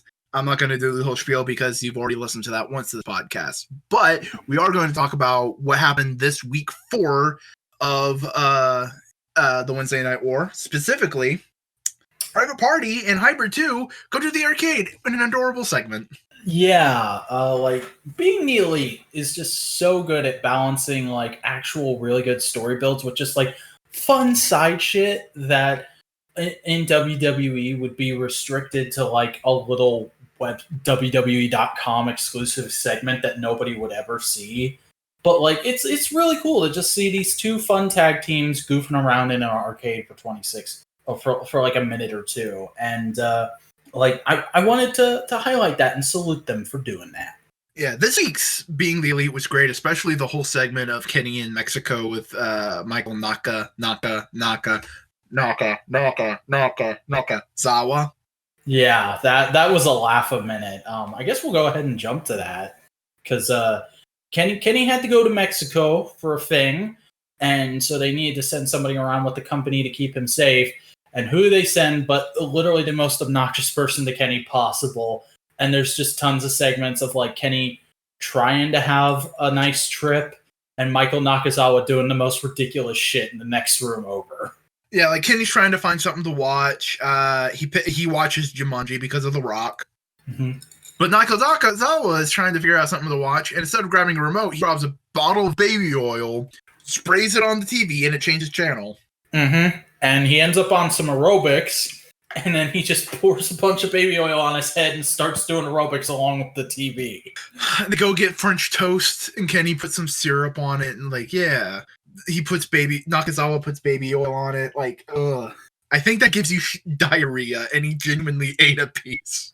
Yep, and then fucking after Kenny won the AAA Super Mega Ultra Special Championship, I don't know the exact name. That is the most Japanese name for a Mexican title ever.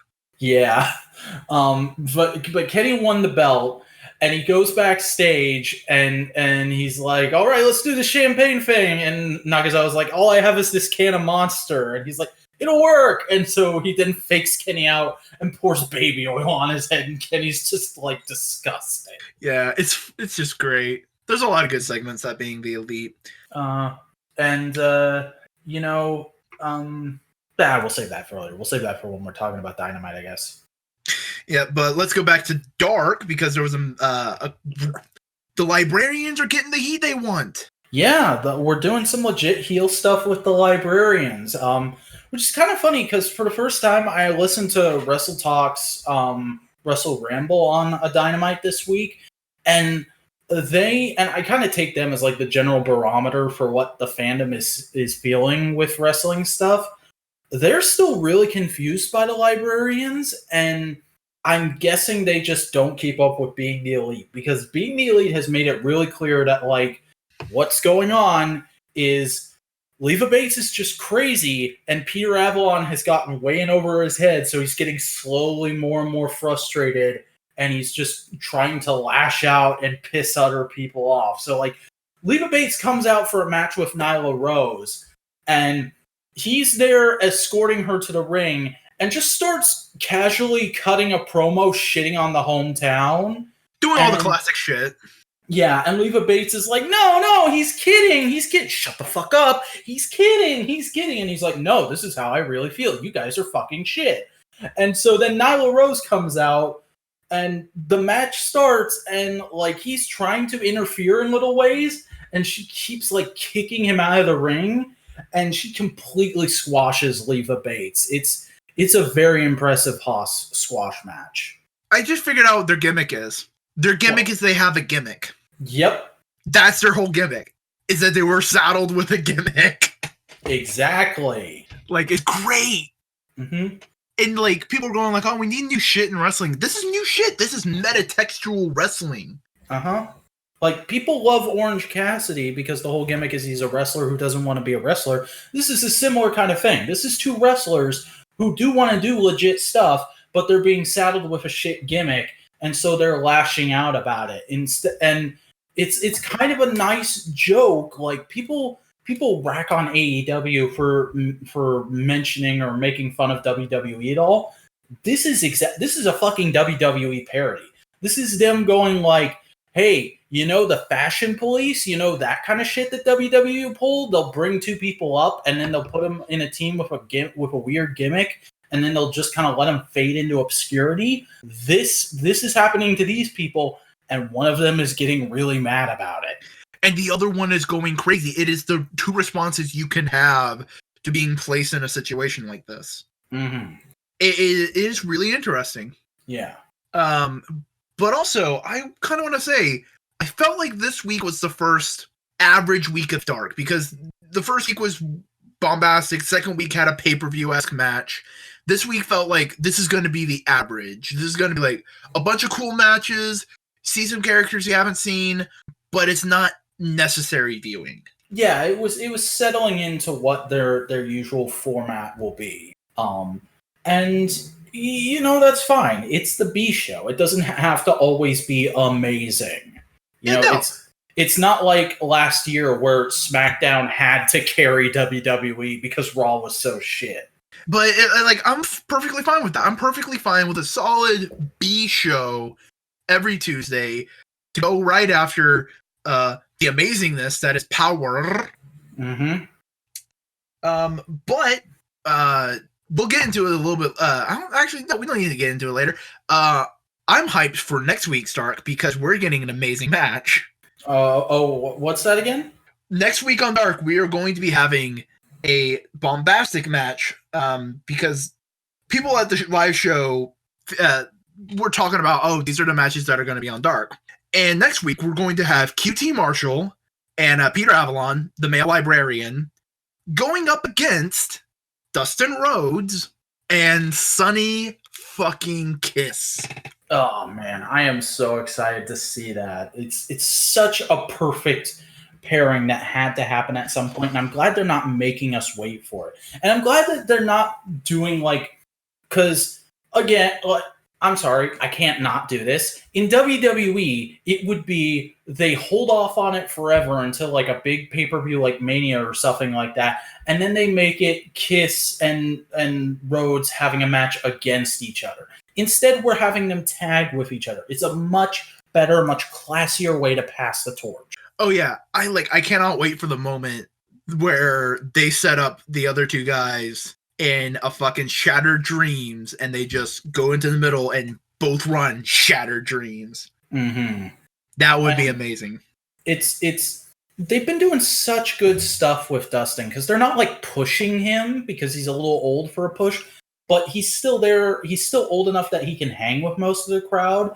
And so they've been using him effectively wherever it's appropriate. And also just occasionally like doing decent nostalgia stuff with him. Like this week's episode of Dark ended up with an 8-man tag that involved him, Cody, and the Young Bucks on one team. And they let Dustin get his first win in AEW. And it was a really cool little moment because he was kind of going to town. He had a hot tag. And then they did the most house show thing ever, which was he had to stop to catch his breath. And like the next guy he was supposed to go after was like, you good, man? He's like, yeah, just give me a second. And then he goes and takes him out and gets the pin. And he's like, hey, good for you, Dustin. You still got it. Yeah. This is very good for Dustin. Dustin's just like AEW's grandpa in the nicest way possible. Mm-hmm. Like a young grandpa. He can still hike and go to the theme park with you, but he's still a grandpa. Yeah. Which is dope. Cody also had another interview segment on Dark, which, you know what? I am happy that that's going to be a reoccurring segment. Yeah, he's been doing been doing these the last couple of weeks, and we didn't talk about the last one just because I wasn't sure where it was going. I thought maybe it was the first in this interview being chopped up and given to us week by week. But no, he's doing one a week with a bunch of different people. The segment is called From Undesirable to Undeniable, and it's basically Cody highlighting lesser-known people in AEW who have his similar kind of story of like, I've been wrestling or doing stuff in wrestling for a long time. Maybe I tried to go to WWE and they ignored me, or they said they weren't interested or whatever. And now I'm here in AEW and I have a pretty cool role. Like he did Audrey Edwards for the first week. And actually talked about, like, I didn't know she was a referee during the first Mae Young Classic, and then WWE never called her again. And this week he did, oh God, what's his name? I can't remember, but he's the guy who's been in Row 2 episodes, talking to Cody, just kind of being around there.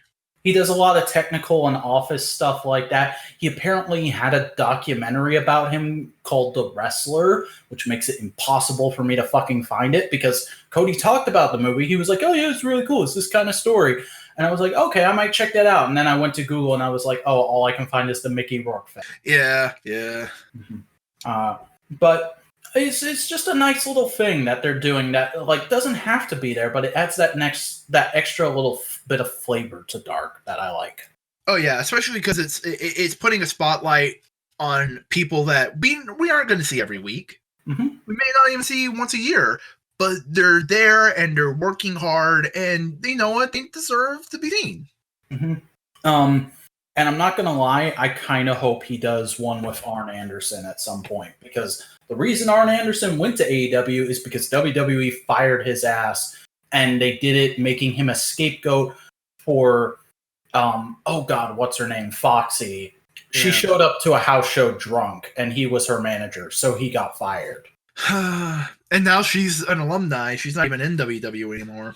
Mm-hmm. But hey, now AEW has Arn Anderson, and he can do a backbreaker once a year. Yeah.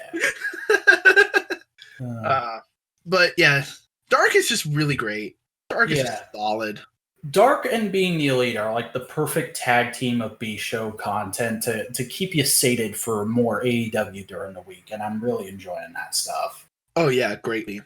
But we had the two semifinals on the new on this latest episode of Dynamite to figure out who's going to be the final two teams for the tag team tournament. We had Lucha Brothers versus Private Party, SCU versus the Dark Order, and boy, the Dark Order is actually getting responses. Mm-hmm. But let's first talk about Lucha Bros and Private Party.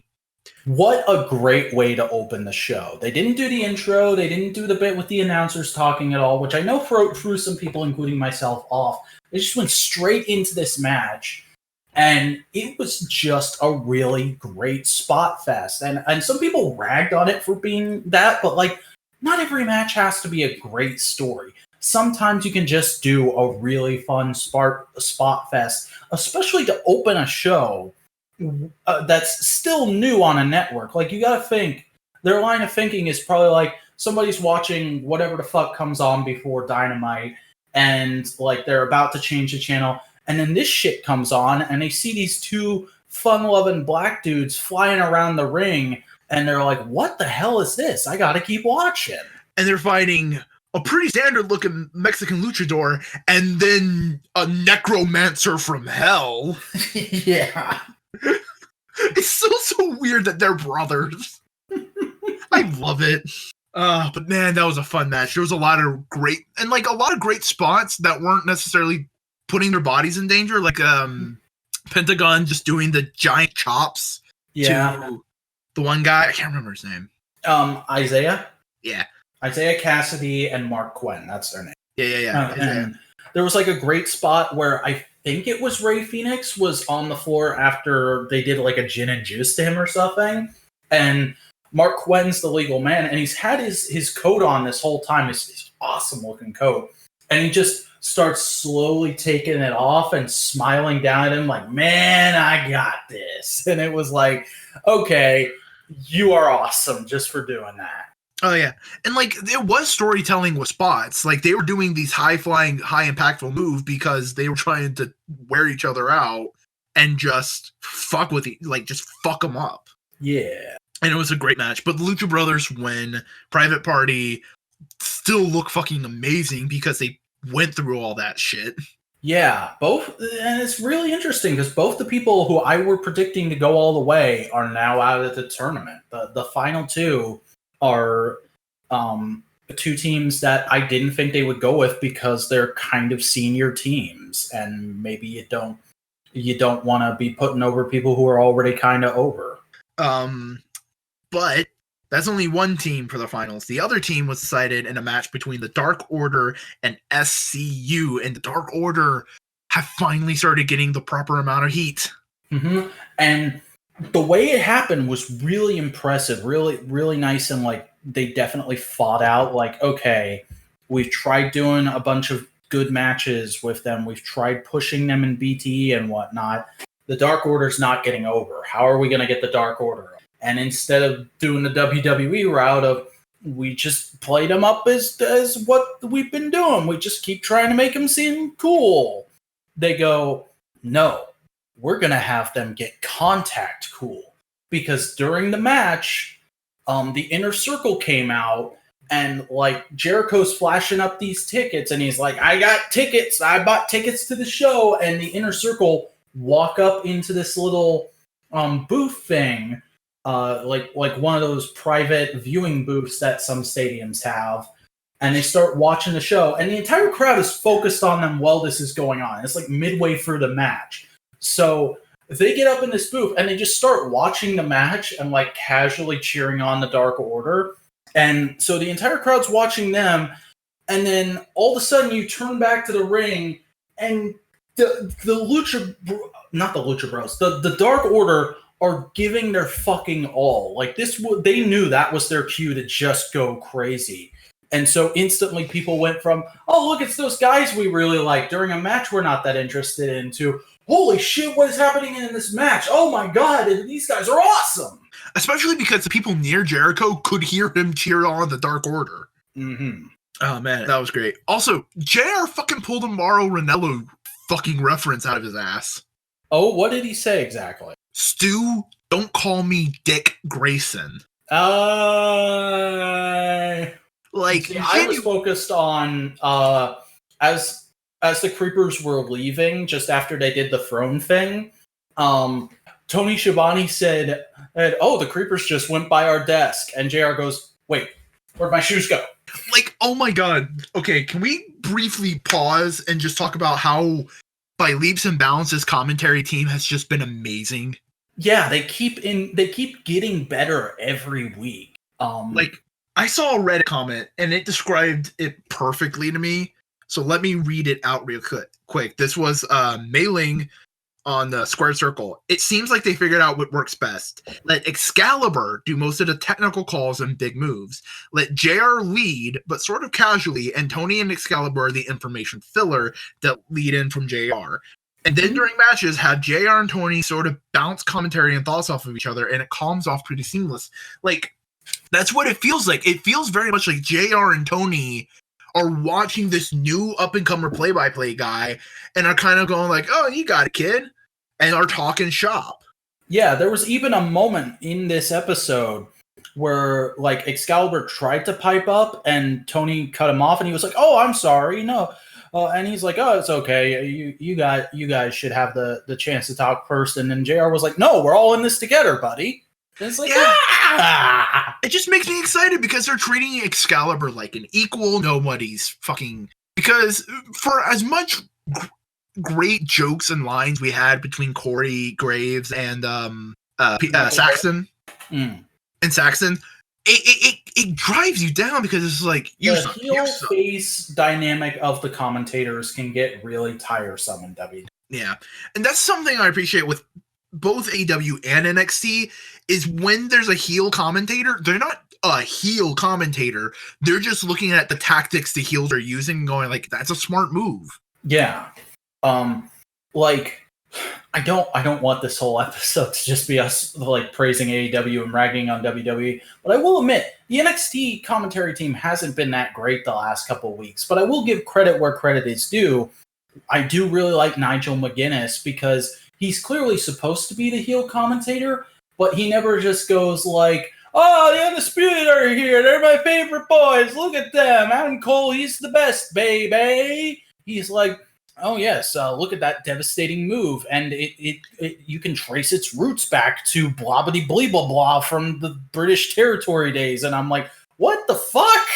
Yeah, the best way I can describe what I like in a heel and face commentary team is the face is the ever optimist for the baby face. Like, no, they can pull it out of their ass. They can do it. The heel is the pessimist. It's like, oh no, what the fuck? They can't make it through it. They're both cheering on the face. But the heel for one is going like, I don't think they can make it. Which makes the heel look more impressive. Yeah. But I'm just loving the chemistry between JR, Tony, and Excalibur. It's some really fun stuff. Like, I have not been into a commentary team this much since I first started watching NXT. And honestly, I think it's the first 3-man team that nails the chemistry. Because that's the thing, is like, sorry, swallowing something. A lot of people are really against 3-man teams. They like the classic 2-man team format because they feel like 3-man teams can clutter things up so much. And 9 times out of 10, I agree with them. But the thing is, that's just because nobody had figured out the format yet. WWE was doing 3-man teams because they had so many people they had to put in places. And they introduced a 3-man team into NXT because we're pushing for women in this division, so we got to have a woman on the commentary team. And I'll be honest, Beth Phoenix is kind of the weak link on the NXT commentary team. She's not bad. She's improving too. But she a lot of the shit she says sounds obviously scripted, and most of the screw-ups do come from her. But it's because she's new, so I'm giving her the benefit of the doubt and other things I need to say to make it clear that I don't hate her. But here in AEW, a lot of the appeal of AEW is they're just figuring out and getting these things that you'd think we would have figured out in wrestling or should have figured out in wrestling a long time ago, but that other company hasn't for some reason. And even if you want AEW to have a 2-man team, watch Dark. That's all 2-man team stuff. Like, holy shit, Taz was great this week. The guy sounded like he was having the time of his life. I know fuck all about Taz except that he did stuff in WCW.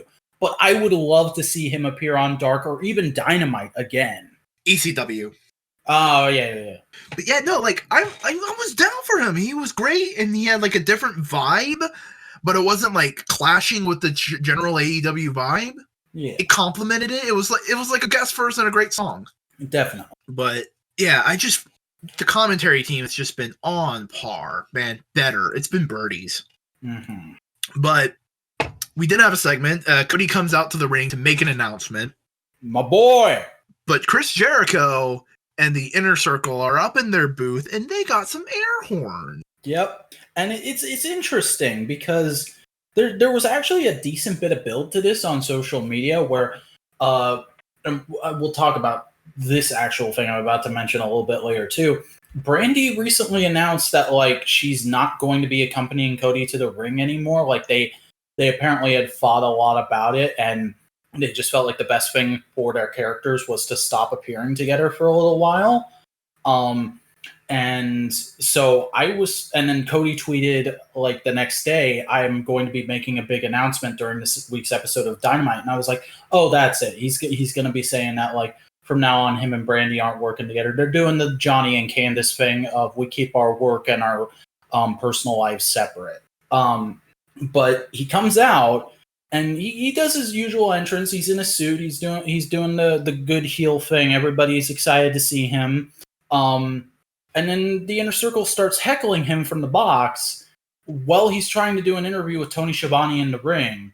And Chris Jericho, who for some reason has a live mic, starts just booing him into the mic. And he's like, "Shut up, Cody, go home." And Cody gets on the mic and is like, "Hey, Chris, this isn't like that other company we both came from.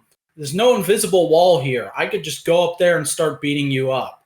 And he's like, "Oh, yeah, I bet you would, too, but it's not a good idea. It's 4-on-1, you entitled millennial bitch."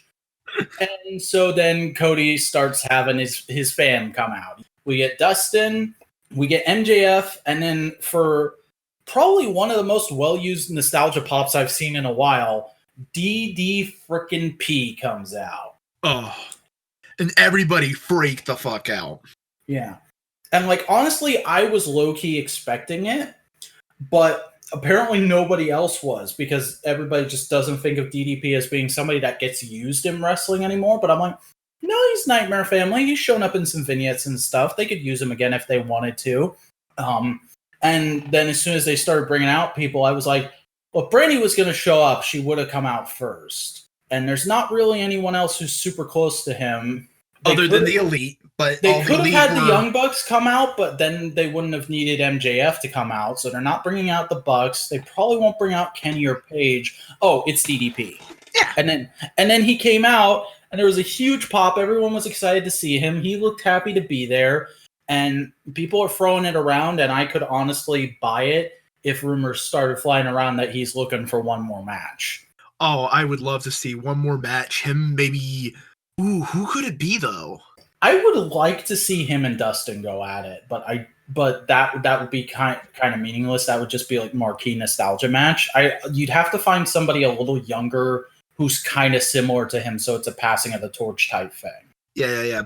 But also, I just love the little elements that were in this whole thing. Like, MJF comes out, and Chris Jericho, right on the money. What the hell? You wearing a scarf? Scarves are lame. Screw scarves. Yeah, he's like, I'm supposed to be scared of a guy wearing a scarf? And that was his gimmick like 5 years ago. Yeah, and I laughed at that. My dad's like, what? Why was that funny? And I'm like, that'd take a while to explain. Just trust me, it's a good line. Also, when they were walking over to Cody, fucking MJF to the camera did the upside down DDP sign. Because here's the thing, in the movie Ready to Rumble, they made a joke that an upside down DDP sign looks like a vagina. That's great. I didn't catch that. I was too busy focusing on the fact that there was a guy wearing a shirt with a Waffle House logo on it standing behind Cody. Brilliant. But they go up, they start running towards the box, and Jericho, just so on point during this whole segment, starts backing away towards the door and says into the mic, "This is your last warning!"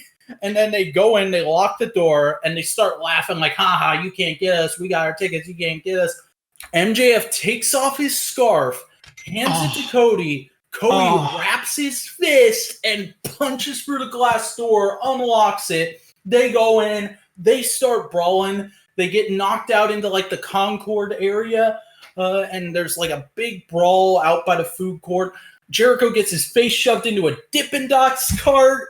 Oh my god, and Dippin' Dots tweeted out at AEW and says, hey, protect the Dippin' Dots, and we'll name a flavor of ice cream after you, Cody. And they said Cody Rocky Roads. It's like, and then somebody got hit with like a legit trash can, and then security, of course, came in and started escorting Team Cody away.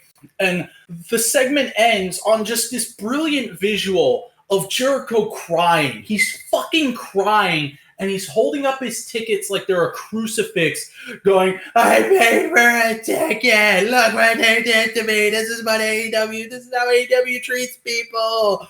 And it's like, it was brilliant. It was transcendent. There was so much in this that perfectly tied into all this character stuff that has been building for years. Like I was excited for Cody versus Jericho when it got announced because it's Cody. Cody's my guy. Oh yeah, and it's Jericho. But they have built this match so well, playing into so much history, and there's been such great foreshadowing for this since AEW started, and even back before then, unintentional stuff that they're playing into. It's, you know what, I'm going to say this, and people are gonna say like, "Oh, you're a mark. You're just an AEW fanboy. You're just a WWE hater."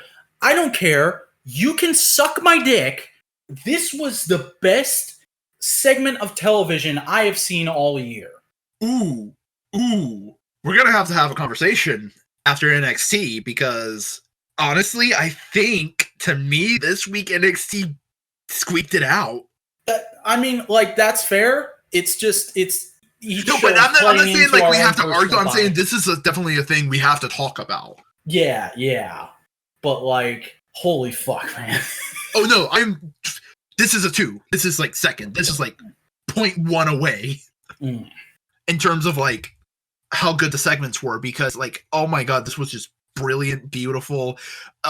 So there were so many fan cams in the area that there was one right next to a police officer that was doing security for the night, and I can't remember, it was either Santana or Ortiz. I got to figure out who's who.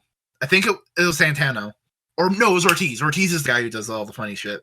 He is being beaten and bruised from the whole brawl, and goes up, puts a hand on the cop, and goes like, "Hey man, why aren't you helping us?" That's great. And it's so good. It's just like perfect little moments like this. I also love that they told us why Jake Hager wasn't there, because he's training for his MMA match this Saturday. Which and who's is going to be in his corner for. That is so brilliant. And I love that Bellator and AEW are going like, yeah, no, we're going to let each other work. Again, it's fucking night and day from WWE and MMA, where WWE acknowledges that MMA exists, but they don't do any cross promotion. We wouldn't associate our brand too closely. Like, we'll say our guys are badasses because they came from MMA, but we're not going to advertise on there because that's people legitimately hurting each other. That's barbaric. Phil, I can't believe that. That's barbaric. And then like, oh man. And plus, Kenny Omega went and won the AAA title. And they mentioned it during Dynamite. And they brought up his dark match with Janela to set up the fact that he had a match with Janela this week, which was a rematch of Kenny just coming in and saying and proving like, I am the fucking boss. Look at this belt I have. Look at this guy who's known for being able to take all this punishment. I just beat the shit out of him twice. People need to respect me in this league. Oh, especially because the first time it was Janela and Kenny in an unsanctioned match, which is Janela's forte. Yeah. And it felt it was a pay-per-view match. It was amazing. And this week, it felt very much of like both the competitors were like, all right, I want to have a legit match with you. No smoke, no mirrors, no bells and whistles, just us grappling in this ring. And it's like sportsmanship. Great. It was brilliant. And it wasn't just putting Kenny over too. It did make Janela look good as well, because there were spots where he was really able to hang with Kenny, and it kind of put forward like, hey, Janela's not just a death match guy. He can wrestle as well. Oh yeah. Like, I saw a comment on Reddit, and I don't want to say that because I hate their comment. It was like, what am I supposed to think when I watch this deathmatch guy go toe to toe with Kenny for that long? Like, because Janela's like this goofy guy, and my immediate thought was, maybe you're supposed to think Janela's a good wrestler. But either way, Britt Baker had a match with a new wrestler for AEW, and she was amazing. Yeah, Jamie Hayter coming out, getting her first match, and a really strong first showing. She does some pretty good heel work. She's got a decent ring acumen. I really like her look too. It's a nice balance of the kind of gothy punk look without going too hard in either direction, or like not doing it enough at all. Which I feel like is really easy to do with that if you're doing that kind of look as a character. Oh, yeah. And she did some great stuff in the ring, and like she's dummy fixed, so there's that. And I was also just really surprised because I thought it was just going to be like a 2-minute squash match for Britt to get the hometown pop, but no, it was a legit match, and it was pretty good. What the fuck is the Steelers mascot though? Yeah. I mean, it's hometown, man. Yeah. It was great. She had a little a promo before the match to kind of hype her up. It was a hometown welcome. Everybody loved it. And surprise, surprise, if you let someone win in their hometown, they get over. Yeah, it's wrestling. Brian Alvarez and Dave Meltzer talked about this on Wrestling Observer Radio the other day, where it's like AEW is doing two very distinct things this week that WWE seems to have just forgotten is the way you're supposed to do things to make things work. They let the heel win in their home, or they let the face hometown person win in their hometown to help them get over. And they had the heel be a jackass and like taunt the face, but the face was the one that did the beat down and won, and the heel was left crying. That's how you're supposed to do heels. That's how you're supposed to do hometown pops. Like, legit, AEW just knows how to do shit, man. Oh, yeah, especially because next week, I can just imagine Chris Jericho come out into the ring and goes like, I bought a ticket and Cody Rhodes assaulted me. I demand AEW fine him, especially because he broke a window. Mm-hmm. Like, I can just totally see that happening. And Cody's going to have to suck it up a little bit because he's an executive vice president. And, like, and that would just build so much heat for Jericho. Dude, I legit hope they do the... Remember last year when Becky Lynch was trying to get the WrestleMania match and she did like some shit to the McMahon family, and Triple H and Stephanie were like, "Hey, we'll give you the WrestleMania match if you say if you say you're sorry." And there was a whole episode long storyline of her going around and talking to people like, "Think I should do it?" I want to see them do that with Cody, but do it right. Like have Cody himself actually be frustrated and trying to decide whether he should suck it up and apologize to Jericho so they can have a good clean match at Full Gear. And not like consulting with people and like random ass people too. I remember Sasha talked with Mojo Rawley of all people once. Yeah. Also, I just said Sasha. I meant to say Becky. I'm always slightly drunk during these recordings. You people have to give me a pass. Yeah, it tends to happen. But we finally get to our main event. Pac. No, you're skipping over something. It's not written here. After the Oh, right. Yeah. Britt Baker gets to the backstage kind of like interview. No, it's Jamie Hayter. She's coming back. She goes up to the interview lady whose name I don't think anyone has memorized yet. But the AEW interview lady is like asking her about the match. And then Brandy Rhodes comes out of nowhere and kicks the crap out of Jamie Hayter and just points at the interview lady like, "Don't fucking say anything," and walks off. And Brandy Rhodes has changed her Twitter avatar to just a blank red image. And she's tweeting all this vague passive-aggressive shit like, "Don't fucking look at me," and stuff like that. And it's like, oh my God, they're doing it. They're actually doing it instead of just like half-assing it during episodes of Road 2. Brandy's gonna turn heel. That's why she's not gonna be associating with Cody too much in the ring anymore. Because he's a face in wrestling. He's the biggest fucking face in wrestling right now. Oh, yeah. Because it doesn't hurt when other faces tend to put their foot in their mouth, though. Mm-hmm. But, like, I like, just because she's turning heel, he's so heavily associated with MJF, like, the Young Bucks always kind of play tweener. Sometimes they're more heel if you're going up a really good babyface team. Like, I would love to see a storyline where a babyface goes up to Cody and goes like, "Dude, why the fuck are you lying to everybody? Look at everybody who surrounds you. They're all dicks. No one believes that you're that good. No one believes you're a good guy." Mm-hmm. And he goes like, "No, I'm a good guy." And it's like, look at what MJF is saying to everybody. Why haven't you told him off yet? Look at what your wife's doing in the women's division. Why haven't you had a conversation with her? Look at some of the shit the Young Bucks do to people. Like my total take on Cody's character is he's the guy from high school who had tons and tons of friends, but now he's gone off to college and he's come back to his hometown and he's kind of the big guy around town, but only some of his friends from high school are still around, and they've all kind of gone a bit sour since high school. But he's still hanging out with them because they're his friends, and he lets shit slide. Yeah, but like, imagine the storyline because he lets so much shit slide. Someone goes like, "Yo, fuck you." You could help rein this in, but you're not. You're an asshole. Yeah, they're gonna have to do something like that, and I think it'll be very interesting when they get to it. Like, I could definitely see Sean Spears turn face and then bring that storyline up. Wrestle Talk was actually talking about during their Dynamite discussion this week of like potentially they think Cody's going to get the championship at Full Gear, and then MJF will turn heel on him.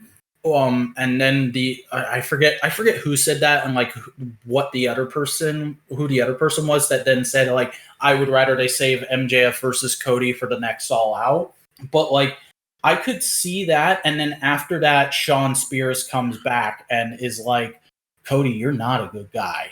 You and I are not so unalike.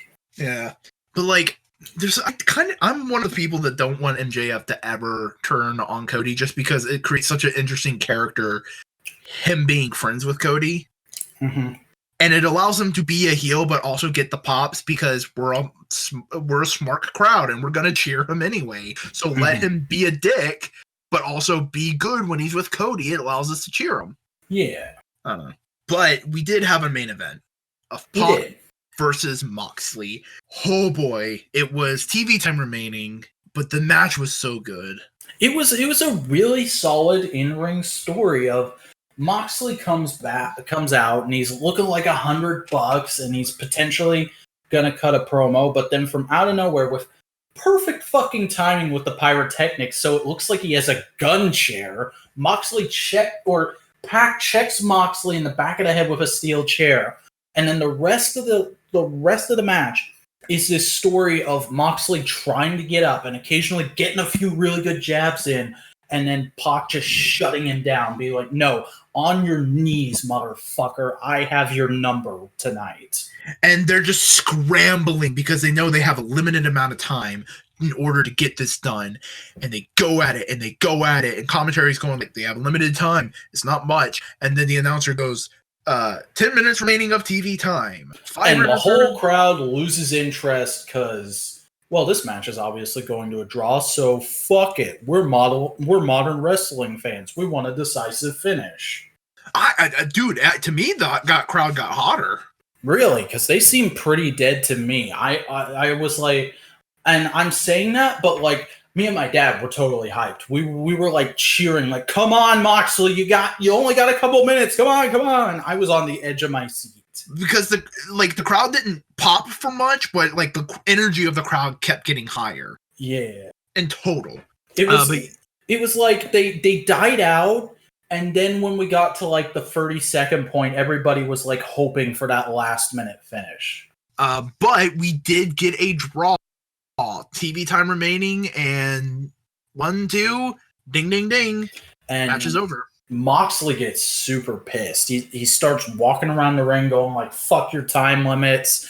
He does a big old ref bump, and that's how the show ends. And a lot of people weren't happy with this. A lot of people online have been going like, "Yeah, they shouldn't go to a draw. I wanted to see a big fin. I want Moxley to get over here."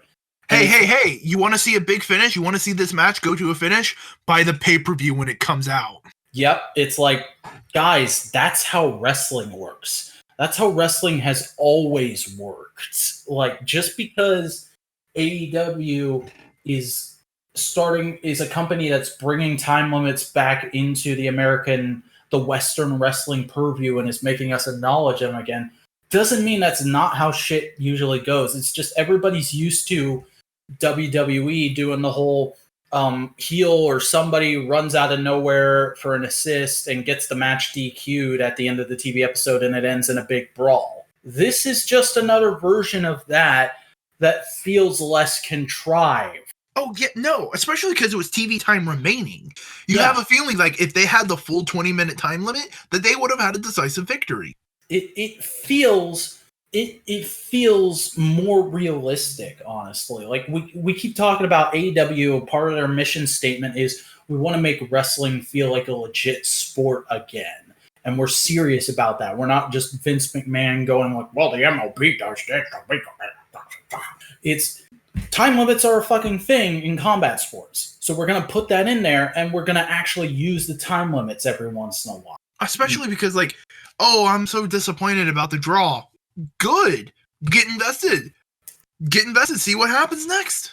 Yeah. It's propelling the storyline, keep protecting both of the guys, because they were both in kind of the same position when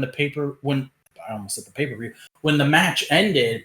Like, they were both on the floor, fucking exhausted, just trying to pin each other, but they couldn't bring themselves to it. And it makes it clear that, like, both these guys are really evenly matched. And when they have an actual fair fight, when it doesn't start with one of the guys already having been dealt a serious blow, it's gonna be a banger match. Oh yeah, like, it's hyping me up. I can't wait to see a full match of it. I just can't wait. And, like, here's the thing: it's not going to be on the next pay-per-view. They're letting this burn. They're letting this simmer. Yeah, I think it's great. I think anybody who says they didn't like it are dummy pants. Yes, that's exactly how I feel as well. It's like, come on. Like, this has only happened once before in AEW with Cody Rhodes and Darby Allin. And that was amazing. Mm-hmm. Because Cody didn't get a loss, but Darby Allin got a win. Mm-hmm. So they both looked both amazing. This was great. This made both guys look good. And honestly, I told you, I was on the edge of my seat at the end of the match.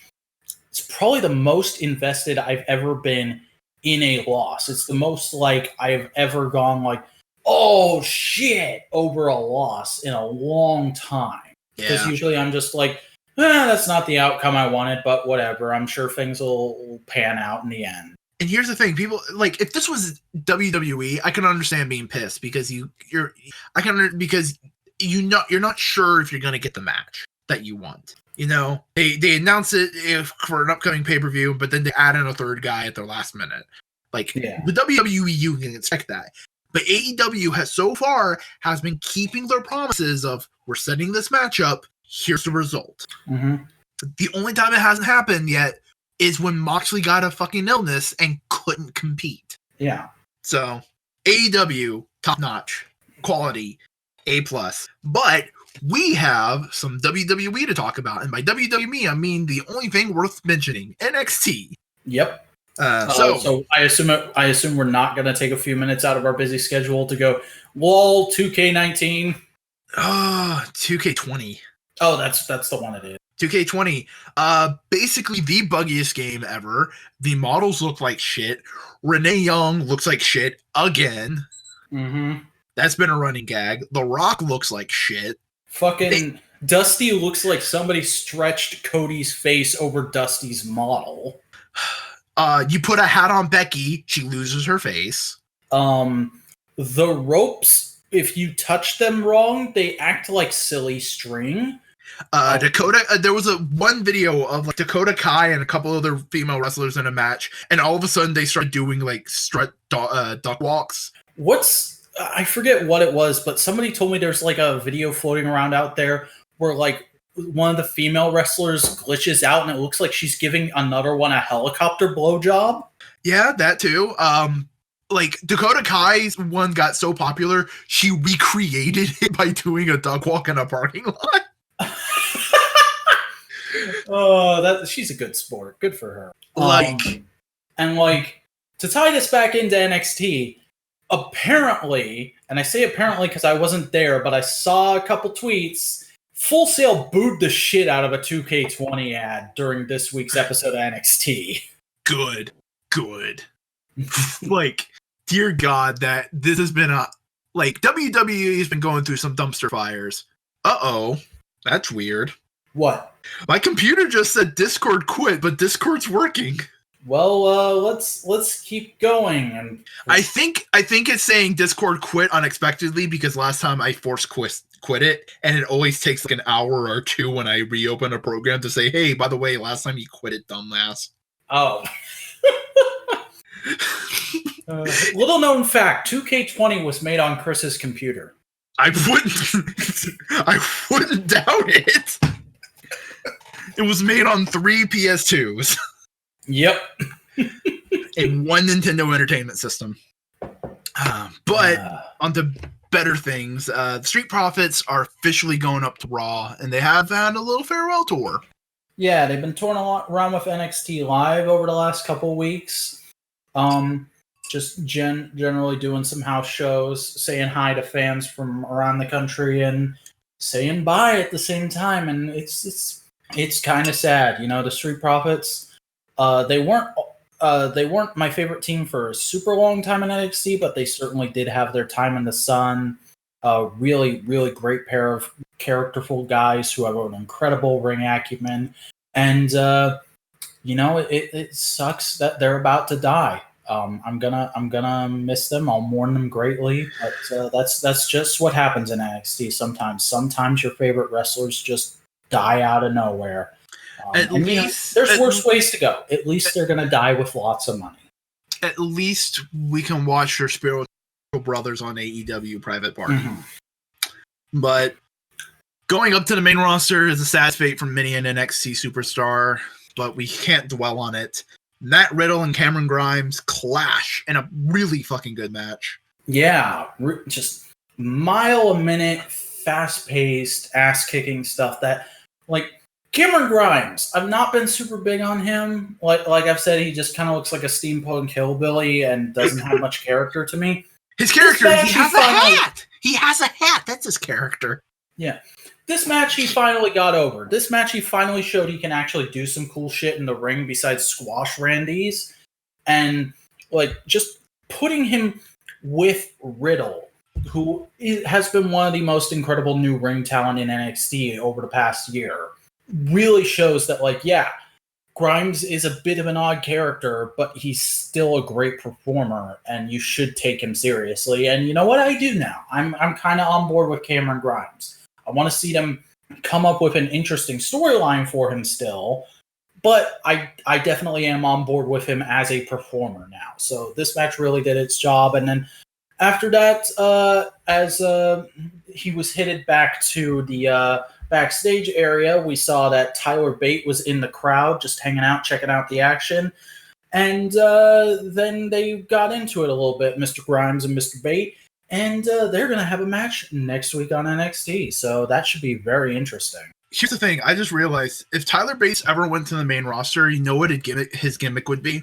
Vince would look at him and go, like, your name's Tyler Bates and you're English? Oh, you're a fancy guy. You know what? You're going to have a butler. And he's always going to call you Master Bates.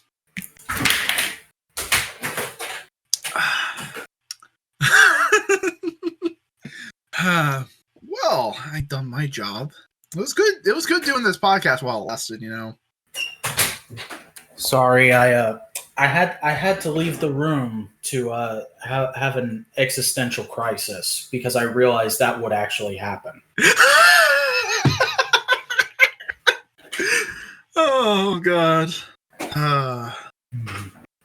Anything more you want to say about this segment? This is good. It's a good match. It's a good angle. Hopefully another good match next week.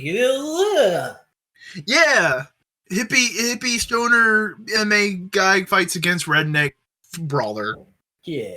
But Dakota Kai and Team Knox, the Kiwis, win a number one contendership for the Women's Tag Team Championships.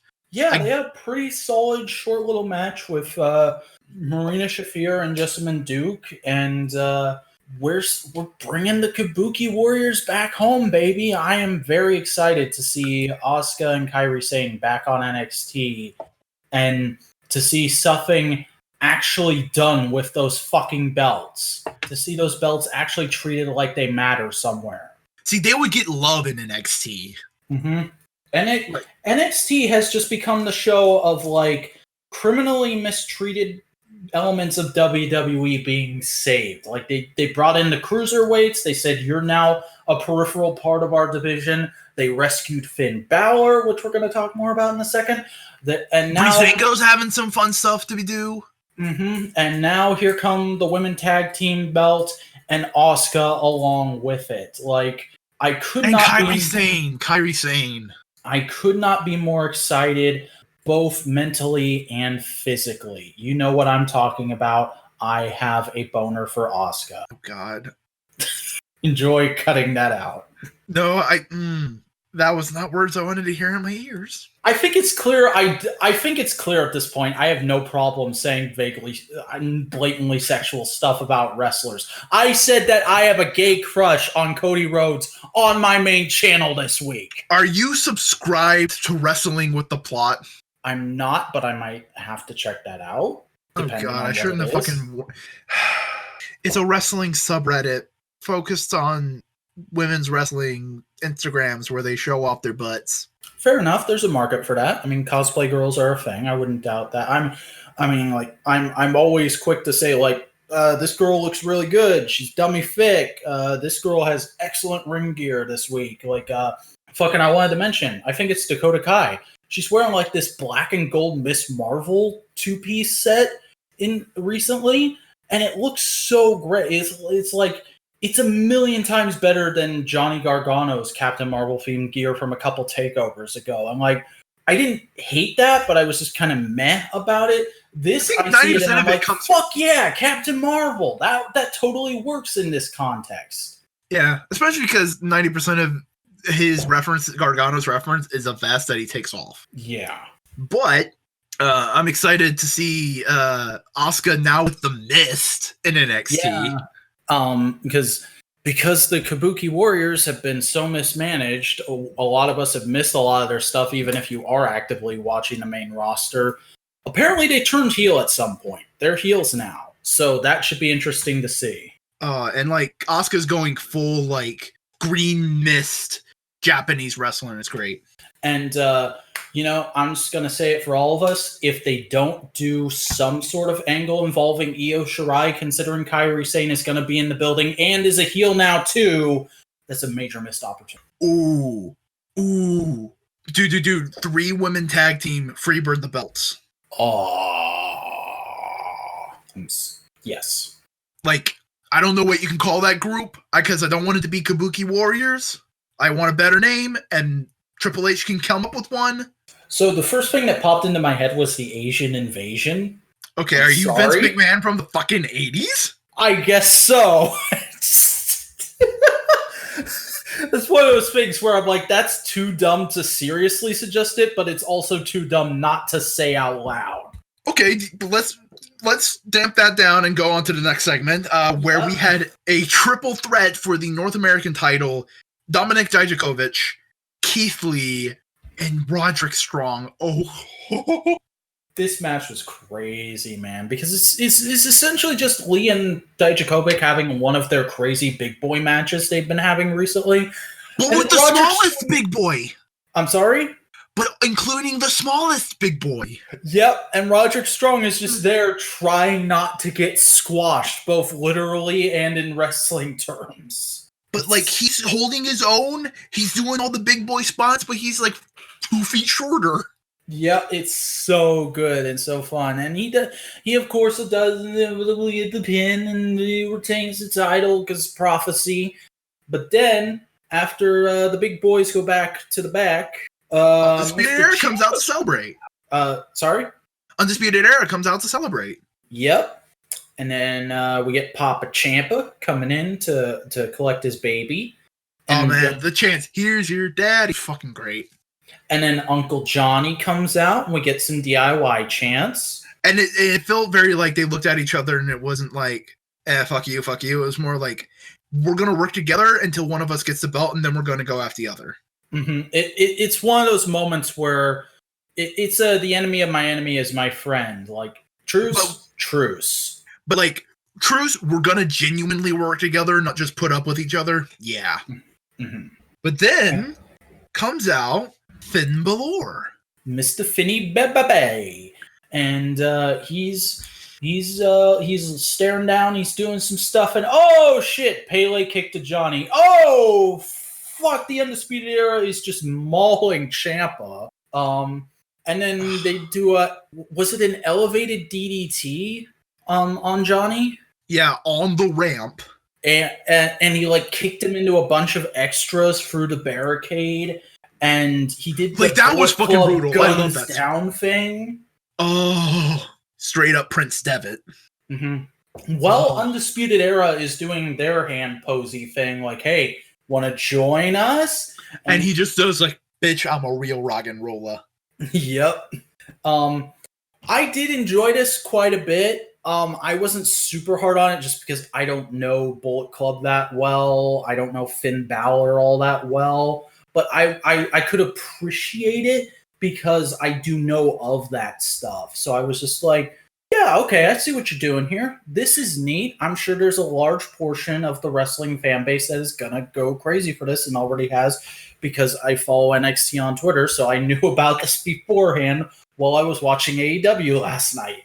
Oh, but like, see, here's the thing. I've gone back and watched some of that stuff. Seeing him pull out a finger gun was the most hype shit ever. Because, like, oh my god, it was because Finn Balor in WWE has always been a face. He's just been face the entire time.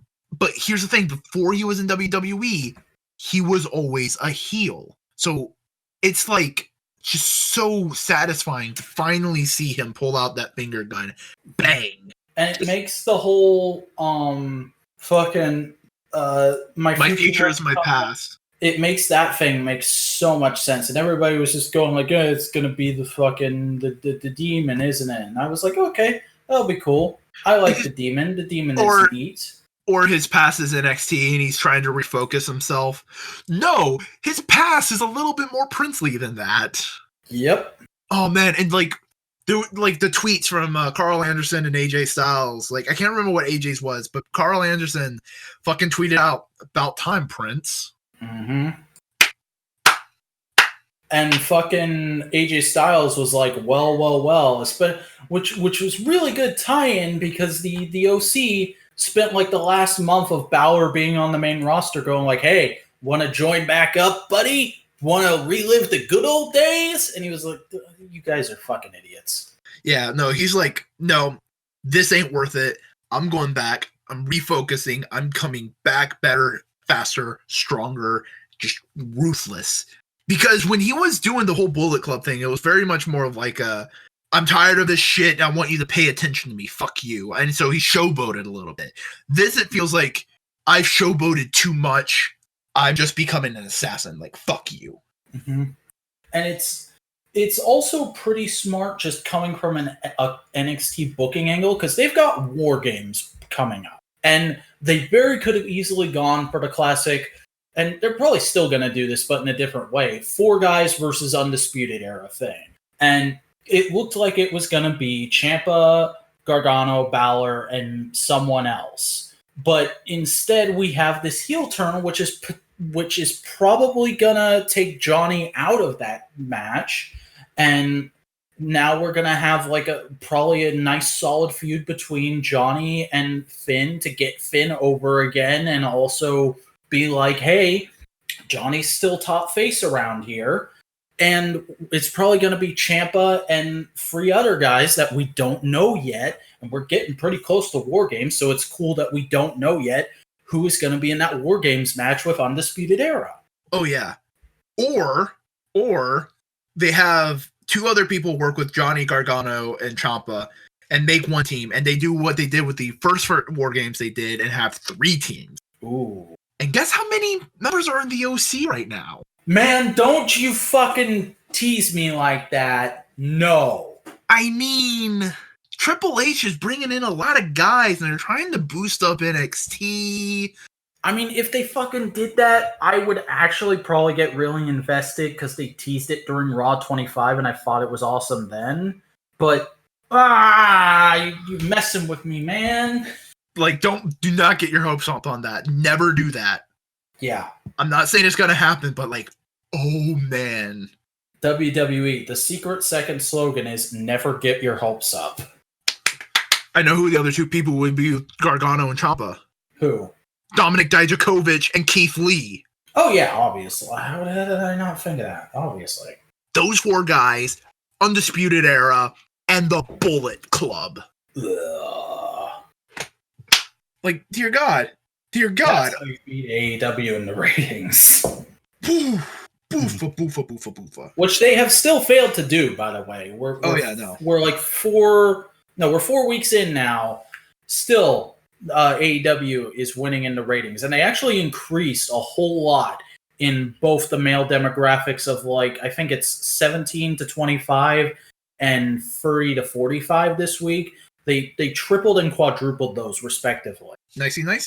Like, oh man, imagine if the OC come in, then they can do the full Undisputed Era draped in gold. Carl Anderson and Luke Gallows and tag. AJ or Finn in North American. The other in the heavyweight, man. Oh. Yeah. Oh, man. That'd be so good. But to me, that's why NXT won this week. It just that heel turn. Fucking. Yeah, it was pretty cool. I won't deny. It just didn't pop me as hard because it's not something that I'm super invested in myself. Yeah. And especially because to me, this AEW week felt like less major advancements in storyline, but like solid advancement. They're settling into what their average is going to be. Like, they've been doing barn burner shows for their first few weeks, and now it's like, okay, let's establish what our baseline is going to be. And then the week after that, we've got to do a go-home show for our first pay-per-view after we've started our weekly show. Yeah. But to me, it was like NXT was a 99, AEW was a 98. It wasn't that big of a difference. Yeah. But we got some other wrestling stuff to talk about because Impact signed the Penis Man. Holy shit! After he spent a year going like, oh man, I'm retiring from the indies. And then he says, nope, I'm staying on the indies. Yeah, he literally, like, he was gonna go to AEW, and then he saw the contract, and he said, like, I make more money on the indies. I'm sticking with the indies. And that was like a big moment in Being the Elite a couple months ago. Like, they had that as part of their storyline, paying him respect, saying, yeah, he's made his decision, and we're respecting that. So we're gonna show you the promo he did at an indie show saying that. But he's also still their friend. Like, I can imagine at any time he can go up to them and go like, hey, still got a contract? And they go like, yep, here it is. Mm-hmm. And now AEW is a couple months in, and he's gone, yeah, I'm gonna show up at Bound for Glory, and I'm gonna sign with Impact. Why not? Especially because Impact is trying to get its own thing. Like, oh my god, we now have what can probably be considered 4 major promotions of American professional wrestling. Wrestling is on a huge upswing right now.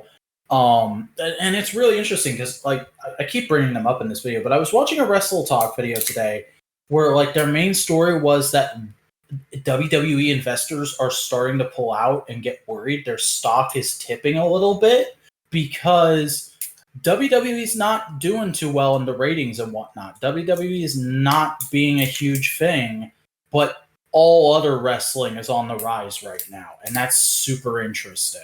Because we now have WWE, Old Faithful, but they're arthritic as hell. Mm-hmm. We have AEW, the young sprightly puppy. We have Impact, the dog who will never die. And we also have another one that we're going to talk about after we finish up with Impact, NWA. Like, holy shit.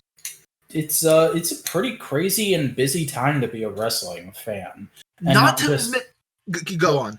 And not just in the sense of, oh, fuck, I got to watch Raw. That's 3 hours of my day that's gone. It's in the, oh, man, how am I going to manage to watch fucking Power and Dark and AEW and NXT and I guess Impact if I feel like it this week and whatever the fuck New Japan is doing this month.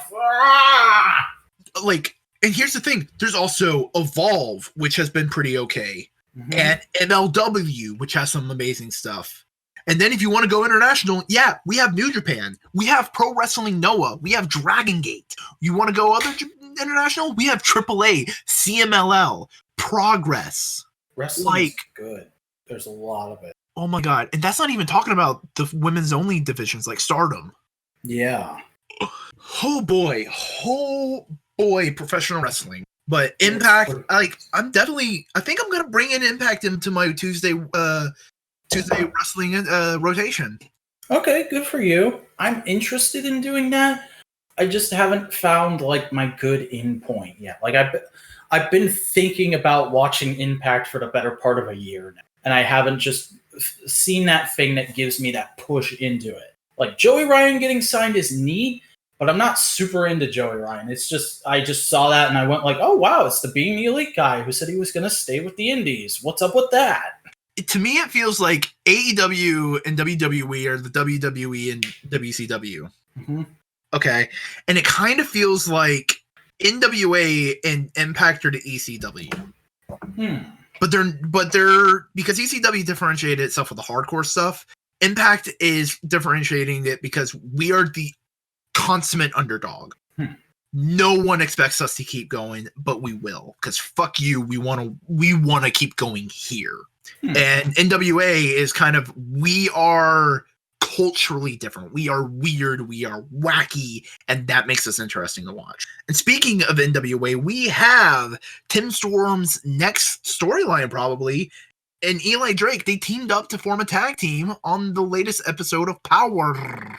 Yeah, it's really interesting how Power is managing to do this thing of like intermixing all of their shit. So, I mean, they're only 3 episodes in, but so far they've managed to make everything, just about everything, flow together somehow. Because in the first episode, you had Tim Storm going up against Nick Atlas for the championship for like the 3rd time. And if he lost, he wouldn't be able to challenge for that championship ever again. And he ended up losing, and it was kind of a big, sad moment. And people have been wondering where Tim Storm has been for the last little while. Meanwhile, Eli Drake's been doing this weird kind of heelish gimmick where he's like, nobody's allowed to make eye contact with me. And Nick Atlas has been doing this whole thing of like his assistant manager lady, she doesn't talk, and everybody thinks that's weird, and they think he's keeping her from talking, and he's like, I'm not keeping her from talking. Stop asking me these questions. How dare you ask me questions in an interview? And the tag teams, there's been this whole thing of like these guys running roughshod and being like, we want a shot at the championship. This is bullshit. You're treating us like shit. This tag division deserves better than whoever the current champions are. I don't have an exact everything in Power right now. But Tim Storm came out and he was cutting a promo, and it sounded like a fucking retirement promo. It sounded like he was going like, yeah, I had my last shot at the championship. I'm never going to get another one. And I'm no spring chicken anymore. I think it might be time for me to throw in the towel and just retire from wrestling. And then Eli Drake comes out and he's like, I'm suspending the eye contact rule. Everybody look at me and Tim Storm right now, because Tim Storm, it's not over. You've still got more great matches in you. I want you to help me take out these assholes who put out an open challenge for the main event tonight. And Tim Storm's like, I'll think about it. So the main event is Eli Drake just sitting in the ring going like, what's going to happen? And then Tim Storm comes out and they have this really solid little match against this tag team that's name I just can't remember for some reason. And it ends in them actually getting their asses handed to them quite handily.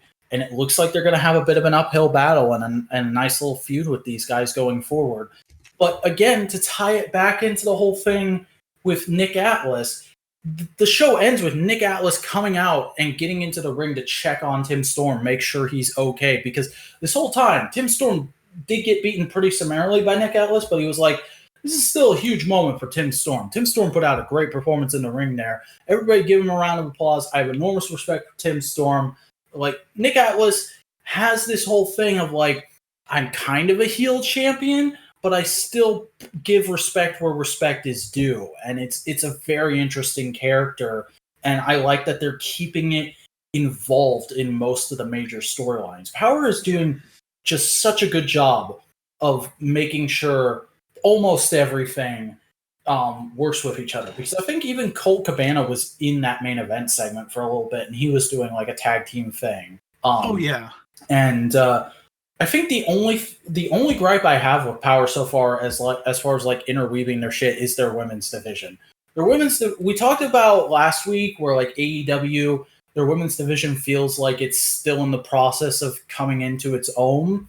I'm gonna be honest, Power's women's division feels like an afterthought to me. I still don't know who the champion is. I don't understand what the current storyline is supposed to be there. It just feels like they have a token match every week. Yeah, and that's a problem. Again, WWE still has the best women's division. Mm-hmm. And I think that's partially because they've had a good couple years to flesh it out. And again, Impact has had a from what I've heard, a great women's division for a long while. Yeah, they're from what I've heard, they're the women's division that actually invented women's wrestling instead of the whole Stephanie McMahon invented it. American women's wrestling, because we cannot forget the beautiful, the amazing Joshi. Yeah, fucking I love my Joshi.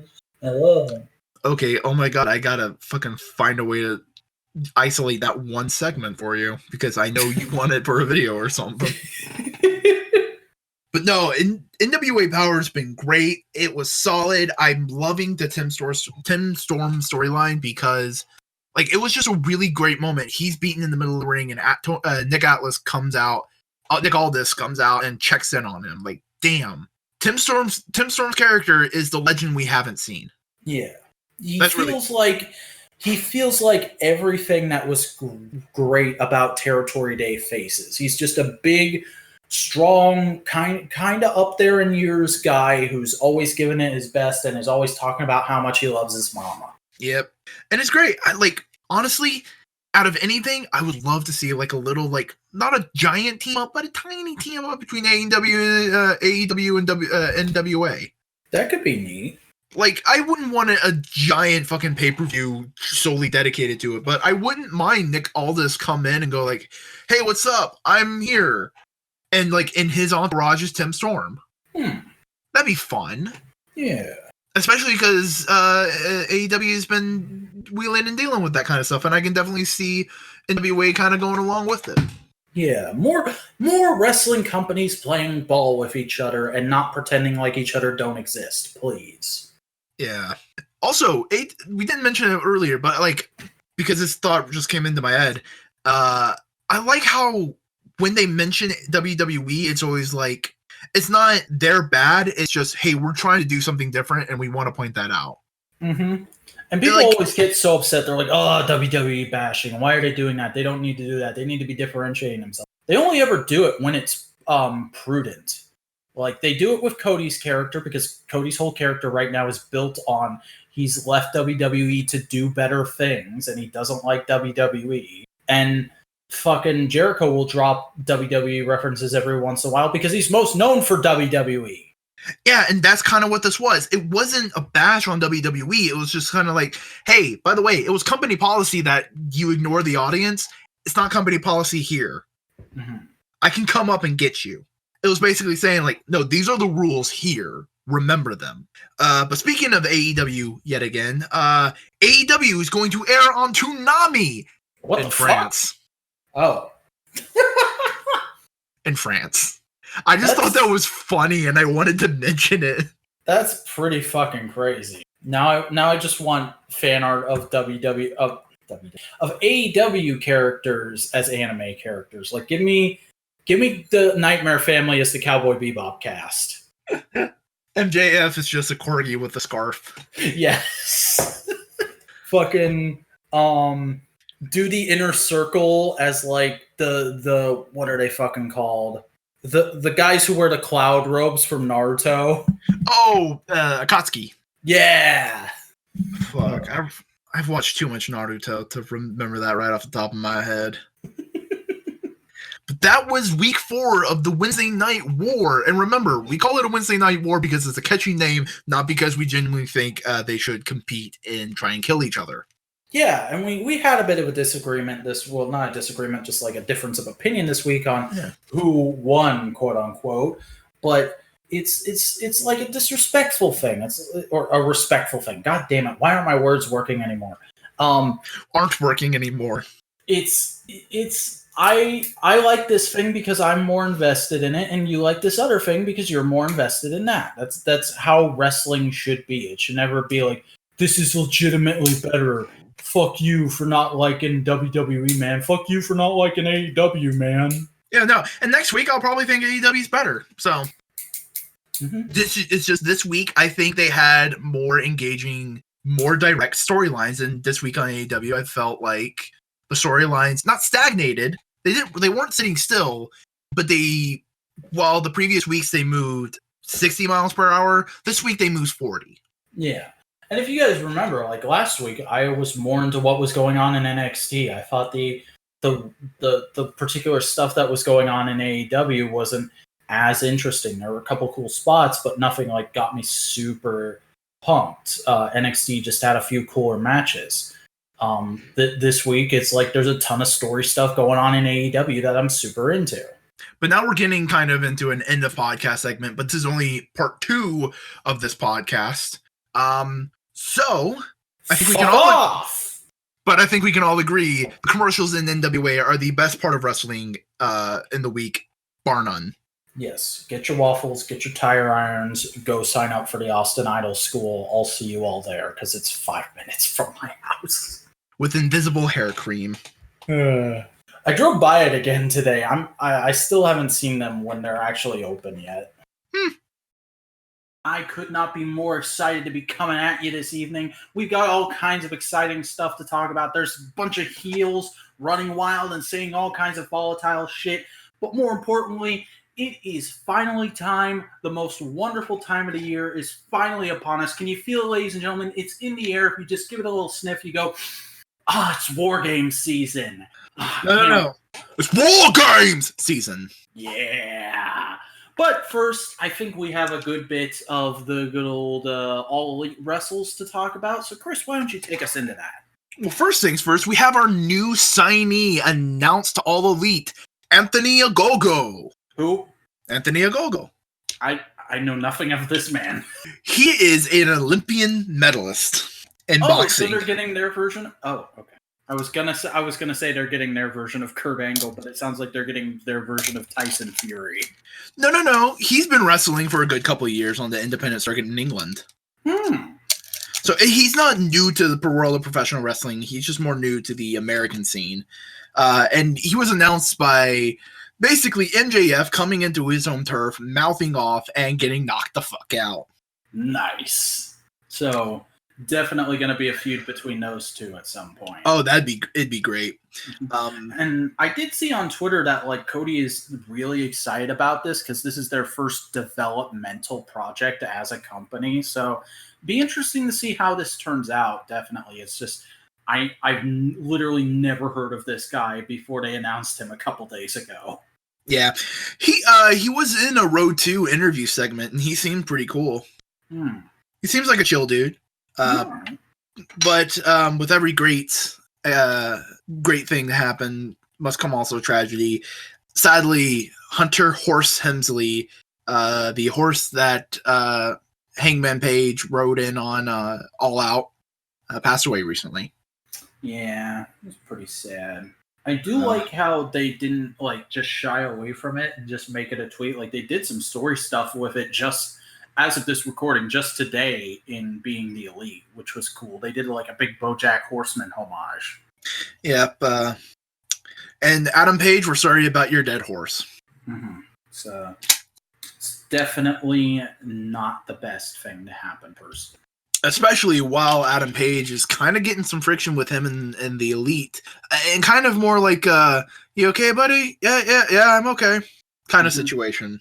Yeah, there's been some segments the last few weeks on Being the Elite where various members have tried to like talk to and hang out with Adam and just be like, hey man, we good? Everything good? And it's very clear that like he's not all good, but he doesn't want to get into it with them right now. Yeah. There's something brewing with his character, and we'll probably see it come to fruition at Full Gear. Oh, definitely. I don't know if it's going to be a heel turn or if he's just going to go like, hey, I want to be on my own for a little bit. I don't hate you guys. I just want to walk my own path. Yeah, I think it might be something like that. But yeah, it's interesting story development, and I'm liking what they're doing with Being the Elite because essentially that's basically SNL, but all the cast and writers are wrestlers. Yeah, and it's been super fun, especially with the recent Nick Jackson, the Merch Freak storyline. Oh my gosh. For the past few weeks in Being the Elite, Nick Jackson has been like magically appearing t-shirts on the mat whenever he takes them off, and it's like you're wearing the merch.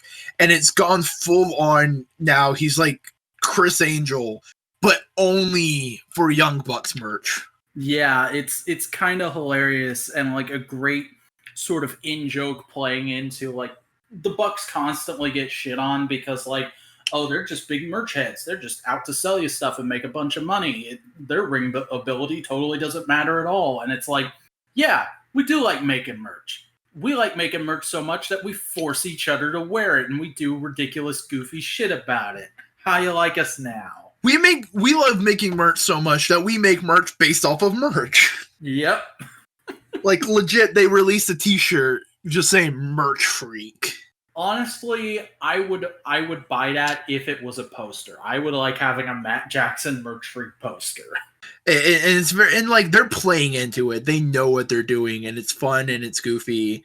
And they're getting some good live stuff out of it too. Like there was last week they put up on YouTube a segment that happened after Dynamite where they're just essentially fucking around in the ring, tossing out random pieces of clothing to the crowd. It is super fun, especially when people started chanting "Cody's watch, Cody's watch," and he's like, "I'm not giving you my watch. I'll give you my tie." Yes. But we also got to mention the best part of that segment. Make him say, "Ah." Yeah. I don't know why he started doing that. Oh, I thought you would get the reference because I didn't, and then somebody in a Discord server explained it to me. He's quoting Master P. Oh yeah, shit. Mm-hmm. But it was great. The whole thing is good. He was taking off the tie and MJF going like, "No, don't you do it." MJF, I love how just so anti doing anything good MJF is. It's like, how does Cody even tolerate this boy? But it's really charming at the same time. Like, I don't ever want MJF to turn on Cody. Mm-hmm. I would love to see a match between them, but I want it to be like a friendly, like, exhibition. I want to see the best in you kind of match, not like I fucking hate you match. Cody or the fucking MJF is the Damian Robin to Cody's Dick Grayson Batman. Roundabout way of explaining it, but yes. Mm-hmm. But speaking of dynamic duos, we have honestly one of the best team ups. We had QT Marshall and Peter Avalon team up against Dustin Rhodes and Sonny Kiss. Oh my god. When you told me this was going to be a dark match last week, I was so excited to see it, and it wasn't the most amazing match ever, but honestly, it did not disappoint. It was just a really solid tag match, and it was great seeing them like constantly trying to put each other. Because we're not even going to fucking focus on fucking QT Marshall and Peter Avalon. It's just like, yeah, they did a really good job for what they were supposed to be doing. Yeah, Sonny and Dustin were just in this ring having fun, doing like a torch passing thing, which may be an ongoing thing now because they had a post-match interview where they were just constantly going like, "No, you're awesome. No, you're awesome. No, you're awesome." And then this man's the GOAT. Oh man, but you're the upcoming guy. You're the guy doing into the future, man. And I was like, And Sonny Kiss was flat out like, yeah, if you guys like this, let us know. Maybe give us some suggestions for a tag team name, and we might do this again. And I'm like, yes, please do this, and only this again. I would love to see you guys have a run for the titles maybe in a few months. That would be awesome. It'd be amazing. Also, they have matching ring gear now because Sonny Kiss full up did his ring gear to match Dustin. Yeah, it was just the most adorable shit ever. And okay. I was kind of being a dick, skipping over him because I believe this was QT Marshall's in-ring debut for AEW, and he did a pretty decent job. Good and it seems like he's very much like a background guy, putting people over kind of person so far. Yeah, he's essentially in the same position as Dustin, but he doesn't have nearly as storied of a career, as far as I understand it. Like he's more like an independent scene guy. Yeah, and it doesn't feel like he's upset that he's not getting anything because he's also very heavily involved in the backstage. Mm-hmm. And he just seems to be like, no, he's there to help out. Like, we've hardly seen him, but I bet the actual wrestlers have seen him busting his ass every week for the past few months.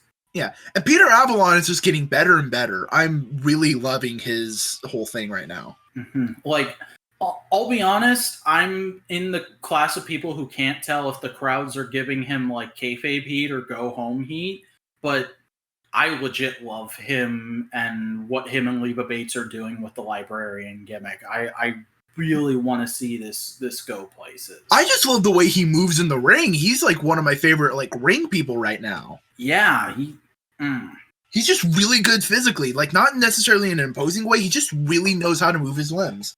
And also, real quick, Dustin, best fucking power slam in the game. I love that like alligator roll power slam thing. Yeah. Oh, that was great. It's such a simple move, but I love it. That's why they call him the Natural.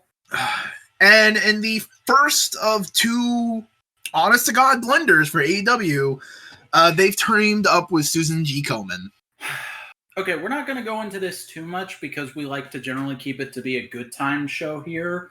So, yeah, we've already gone through so much bad shit with MMWP. We're going to keep it posy. But honestly, I was the one who put this on the card because I feel like we had to say, like, guys, what are you doing? This was such an easy thing to swerve out of, and you just didn't do it. WWE gets shit on every year by fans for doing the Susan G. Komen thing, and you could have just done a different breast cancer charity. You didn't even have to not do this. You could have done somebody different, because the problem isn't with breast cancer charity. For those of you who aren't to know, the problem is with Susan G. Komen, because they are a company that puts most of their donations into paying themselves, their marketing, and suing the pants off of other charities that use pink and pink ribbons in association with breast cancer. Yeah, they're not a charity, they're a copyright hog. And I can understand why WWE works with them, because, hey, they want to use the pink ropes and have the ribbon on their fucking uniforms. It looks good, but AEW is not about looks right now. And it just kind of feels cruddy. But we'll move on from that. Yeah. Let's talk about Dynamite. So, in a continuation of what happened last week, Jon Moxley goes to see Tony Khan, who is in kayfabe the legit owner and operator of AEW, and goes like, this is fucking bullshit. Yeah, they finally acknowledged Tony. He's not made any appearances on actual AEW shows until this, and even now he's like, they don't show him.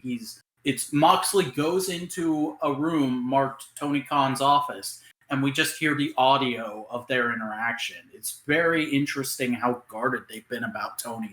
And honestly, I dig that. I don't want Tony to be a major part of this, but basically their conversation goes, this was bullshit. Yeah, I agree.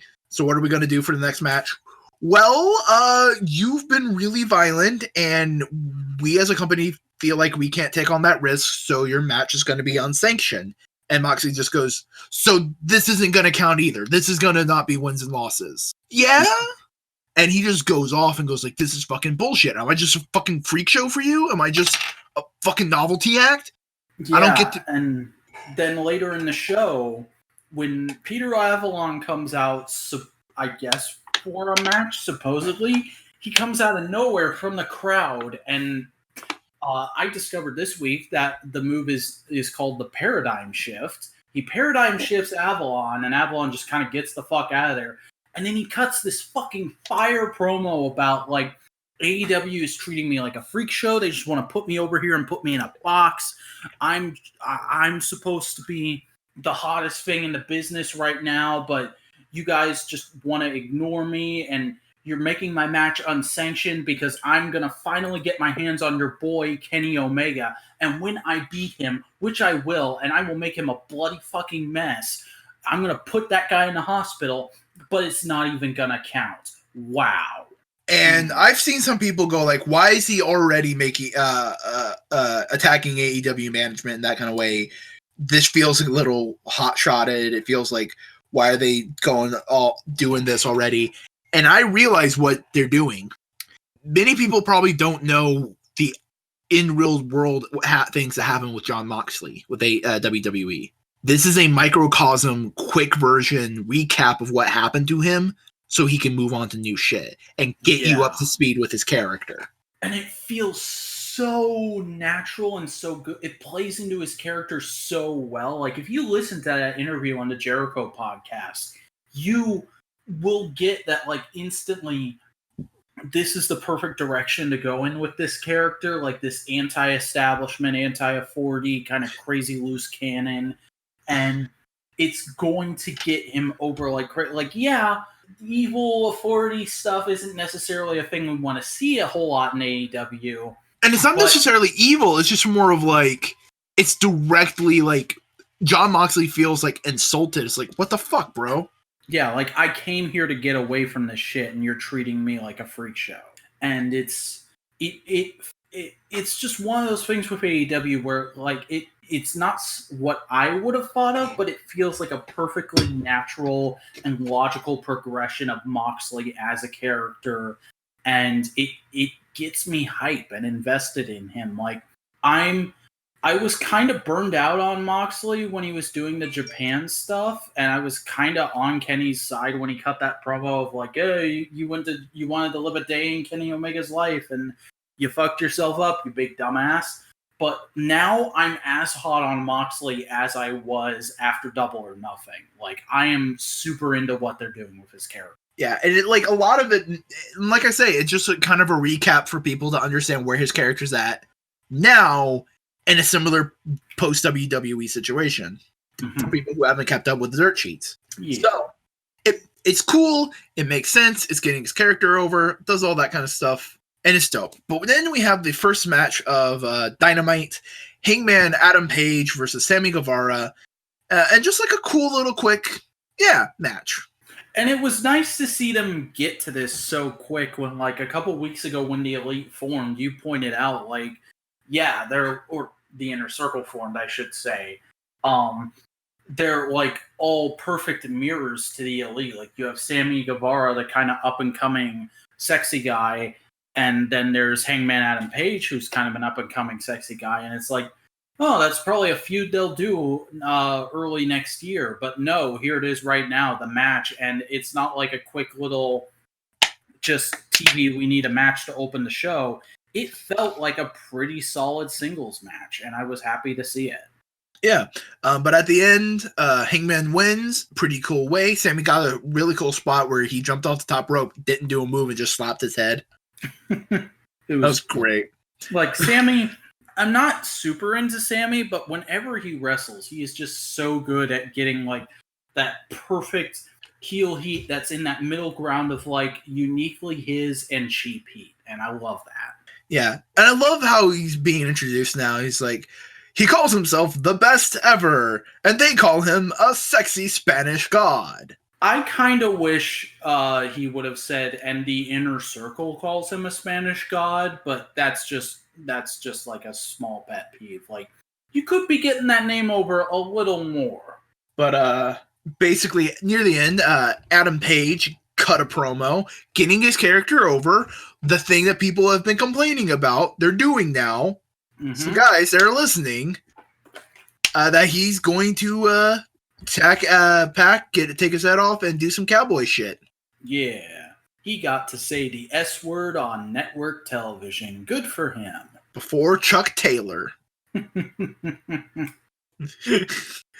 want a feud between Chuck Taylor and Cody Rhodes just so he can say this shit.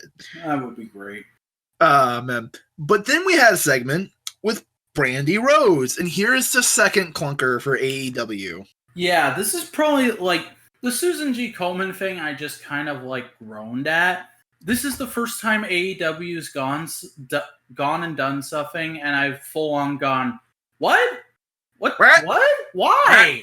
Because there was this sort of hype package vignette thing where we see Brandy like putting on a black veil and doing like some kind of satanic, demonic summoning black magic ritual.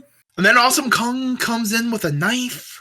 And it's kind of implied that she's out for revenge on the people she feuded with in Stardom that are also in AEW now. And it's just really weird. Like, the thing is, I trust AEW, so I'm not just gonna be like, oh, this was shit. I don't know what the fuck they're doing, but... You're not poo-pooing it. You're going like, is this a poo-poo? Yeah, what is going on here? Because On the one hand, it makes sense to do something like this because they did a Halloween-themed episode this week because it was the day before Halloween. On the other hand, it's like, okay, so far Brandy's just kind of been a loving wife and sort of a heel authority figure. Where the hell is all this satanic shit coming from? Like, is Brandy Rhodes about to turn into the Undertaker?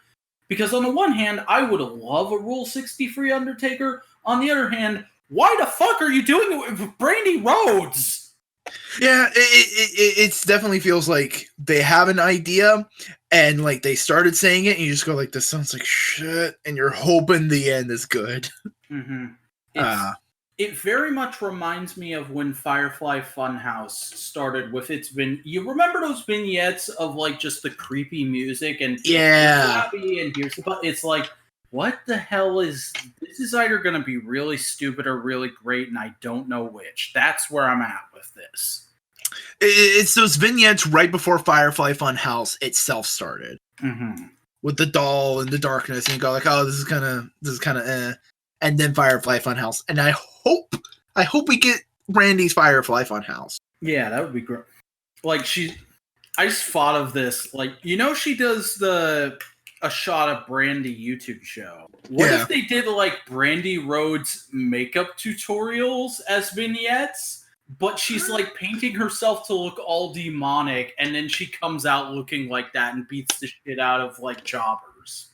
Who knows? Who knows what's going to happen? We'll just have to tune in next week. Apparently, I mean that's what they're trying to get.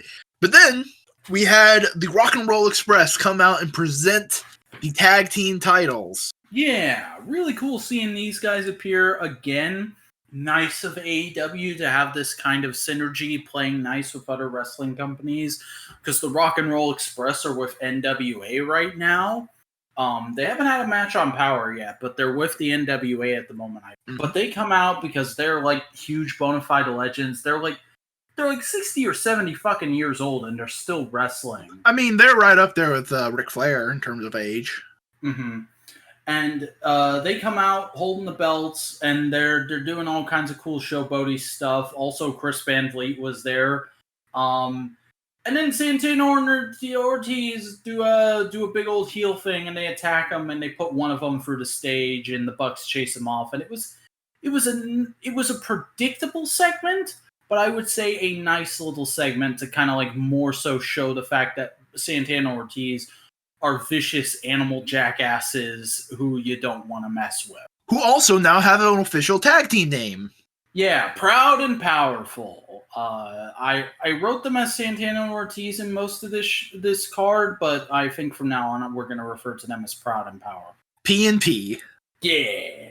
PP. Hey, it's better than Power of the Papoose. Power of the Papoose? What's that from? I can't remember. Few came up with that as a joke about Power of the Primes. Power of the Papoose. Shout out to you. Yeah. It's just great to see some legends put over the new talent and not the other way around. Yeah, that's the great... Like, low-key, we haven't talked about that a whole lot, but that's a great consistent thing with AEW so far, is they have been sticking to that rule, which... I hate to do this. Like, I don't mean to make this show the AEW is great, WWE is shit show, but it just comes up, okay? WWE has been very bad at following the older talent puts over younger talent rule recently. And AEW so far, we've had the match where the Jacksons lost immediately in the tag team tournament to Private Party. And now we have this shit. Like, this is the kind of stuff I want to see. Like, genuinely, I wouldn't be surprised if it doesn't happen, but I kind of hope Jericho loses to Cody at Full Gear, not just because Cody is my boy, but because Cody is younger than Jericho, and he's the most popular face in wrestling at the moment. I kind of don't. I just don't want to see... I don't want the comparisons of like, oh, of course Cody immediately puts the belt on himself. Fair enough. You know, I just don't want that comparison and that complaint to happen. But this was a good segment. Cody and Tony, however, are still in the limo. They're still heading towards the arena, mainly because Tony is going like, hey, your dad once said, the star comes in last. Yeah, there's like a whole cool through line with the show. Sorry, I've been drinking way too fast tonight. I'm gonna slow down now. There's a through line in this episode where we had a cold open where Cody and Dustin got out of their private jet to meet Tony, and Cody and Dustin kind of went their separate ways and hugged, and it was cute. And now we get a little segment where Cody and Tony are in the limo, and they're talking about Dusty and Cody's mom, and they're sharing memories and all that cool stuff. And God, Cody is so charismatic. Like, he just comes off as, like, even though he's the American Nightmare, he really does come off as, like, that classic all-American good boy baby face that you just can't help but smile and go, yeah, that's my guy. I like that guy. He's nice. He's a good boy. And it is, like, I'll admit the segment did drag a bit, but I really like just seeing them casually talking in the limo. Yeah, it was good. It was a good little segment. But then they arrive at the arena. Yeah. For the contract signing for the the AEW championship title at Full Gear. Jericho comes out. He's in basically Peter F. Pumpkin's fucking thing. I loved that. I'm not gonna lie, I love that blazer. Yeah. He sits down, he's all ready. Then Cody comes out and he sits down, he's all ready to do all the thing, and they go like, all right, this is the signing for the contract, all that kind of stuff. They hand it to Cody, he signs it, they hand it to Jericho, and then he goes to flip the table. And he doesn't. And he says, it's like, this whole segment was so good because they kept lampshading WWE contract signing segments of like these big, silly, predictable things that WWE always does. I'm like, oh, this is going to end in you power bombing me through the table. And well, let's not do that. Let's be classy. Let's be men. Let's shake hands over this. And like, they go to do that. Jericho goes to walk away and Cody pulls him in and he mouths some shit at him that I couldn't figure out because I can't read lips. But it looked. You want to go to Longhorn Steakhouse after this? Yes. And then we got, I guess you could call it a video package because Sammy Guevara comes up on the big screen with his vlogger, his vlog camera, and we see Jake Hagar is beating the absolute shit out of Dustin, and they even reference his Bellator fight. Yeah, and holy crap, like, this made both those guys, both Jake Hagar and Dustin, looked great in this. Because Jake Hagar looked like a badass. Like, they've just kind of done the standard he runs in and ends a fight by punching somebody stuff so far. Muscly insurance guy. But that's also because he wasn't allowed to wrestle until after his Bellator fight. Yeah, but now he's done this thing where he looked incredibly badass because he beat the shit out of this, like, legendary, the Natural, the guy who's been around forever and is still wrestling guy in this company. And Dustin looked great because he did some of the best selling I've seen in months. Holy shit. Oh, yeah. Like, he full on let his head go back and make a dent in that car. And when they did the dent was already there. Well, I'm stupid. Well, no, the dent was already. They made it look like it was the head that did it, but the dent was already there, and they just planned around it. Okay.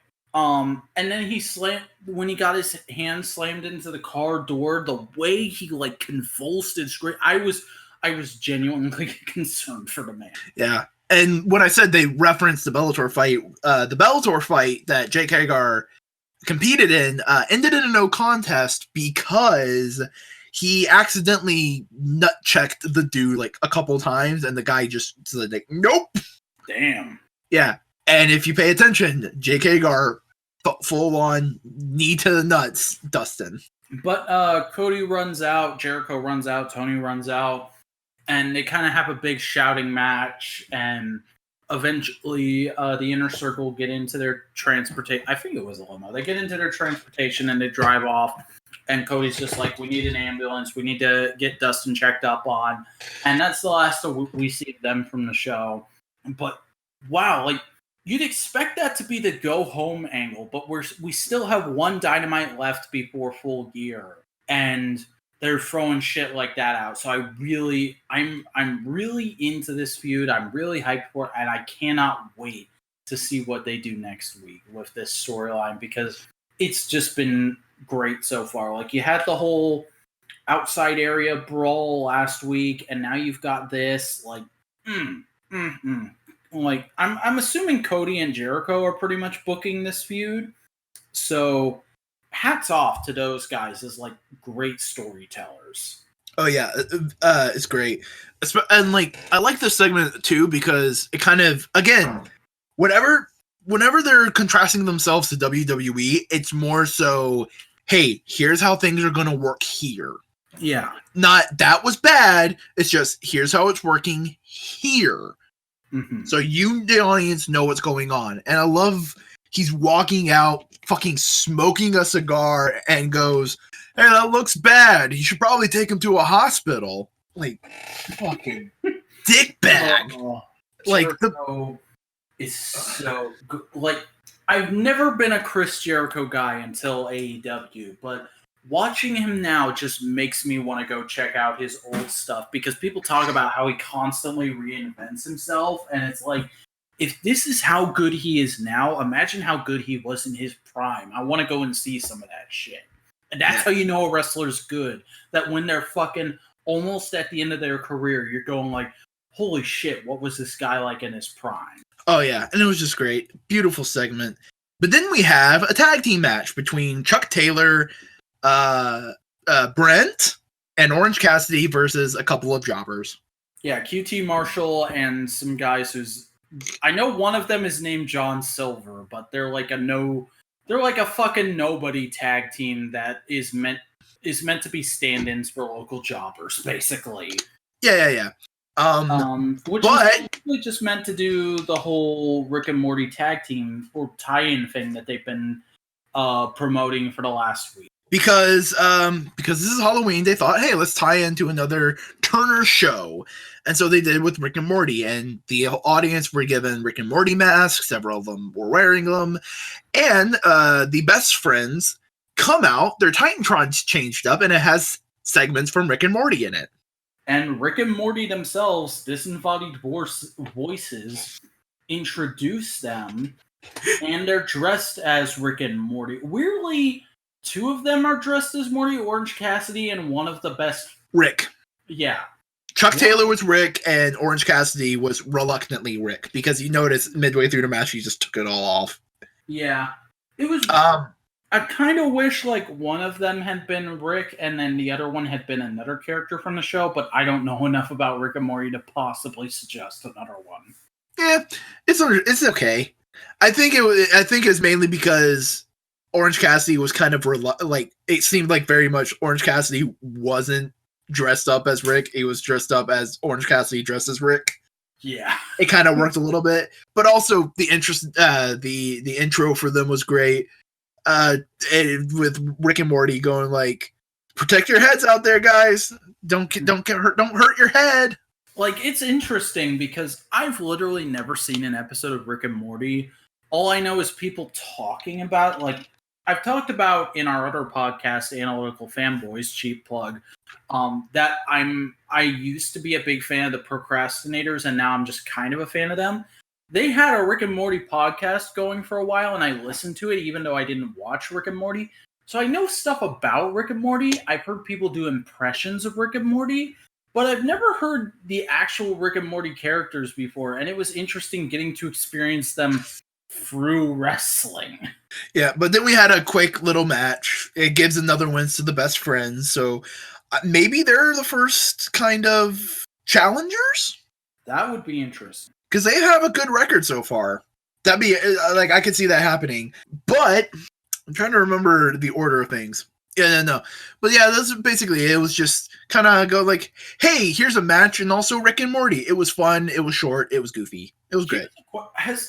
I don't know enough about him, and I don't know if you do, but Has Orange Cassidy ever worn a belt? Not has that he I'm ever been a aware champion? of. Not he. I think he may have had like some indie belts, but nothing like huge, like Ring of Honor or anything like that. Could you imagine Chuck Taylor on Twitter being like, "Oh my God, it's so great being a champion. I can't believe this. Thank you, Mom, for always believing in me." And then Orange Cassidy just retweets it like, "Yeah, it's pretty all right, I guess." Yeah, that'd be fucking great. Oh man. Nah, Orange Cassidy's great, and I love how he's kind of being positioned as like this fun, goofy character.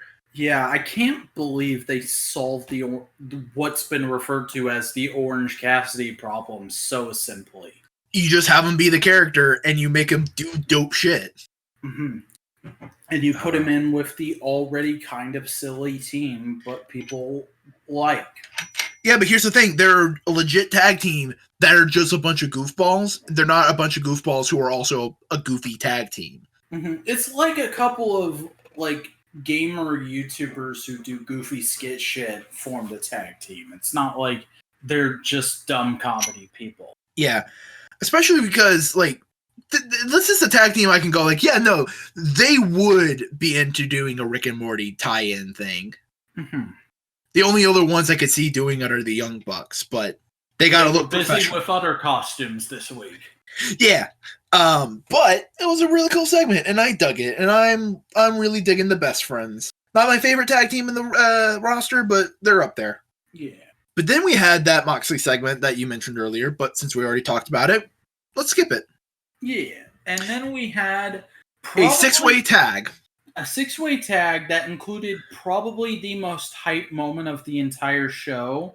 And I'm speaking as somebody who has never even touched Undertale. Because we get the people coming out, the opposing team, the heels, who gives a fuck who even they are. The Hybrid 2 and Kip Sabian. Yeah, those people. And then we get a fucking 8-bit package with what looks like the New Japan logo as a demonic spirit talking to Kenny Omega, being like, "Hey, don't you want to be the cleaner again? Don't you want to see your friends again? I know you miss being happy and being in Japan. AEW's kind of sucked for you so far." And then if he was really your best friend, he would have followed you. Yep, alluding to Kota Ibushi. Kota Ibushi, please sign with AEW. We all want to see you in this company. Then Kenny throws a sock at the New Japan logo and says, "Hey, I just want to have fun tonight." No. It wasn't Kenny doing it. It was Sans and going like, "Hey man, don't worry about this guy. Have fun." Okay, this is how you know I don't know shit about Undertale. Let me explain it to Vac. In the video segment, it just has like the video gamey for the words. When Sans comes up, it's and it sounds like Sans. So does that. But then Kenny comes out in his Halloween costume. Not just comes out. The theme song is different because he comes out to a song from It's from Undertale, correct? Yeah. Instead of coming out to his normal theme, you just hear Megalovania. Interestingly enough, I know very little about Undertale. I just know that Sans and like one other character whose name I can't even remember at the moment. I know they are a thing. Papyrus? Papyrus. I know the whole like you can kill everybody or not kill everybody, and that changes the outcome of the game storyline thing. That's all I really know about Undertale. And then there's that song. I've heard that song used as background music in YouTube videos tons and tons of times. So seeing Kenny come out to that, dressed as Sans fucking Undertale, I lost my shit. Even though I don't know Undertale that well, I lost my shit to this. And that shows you just how great of a move this was on AEW's part. Oh, yeah. It was great. It was perfect.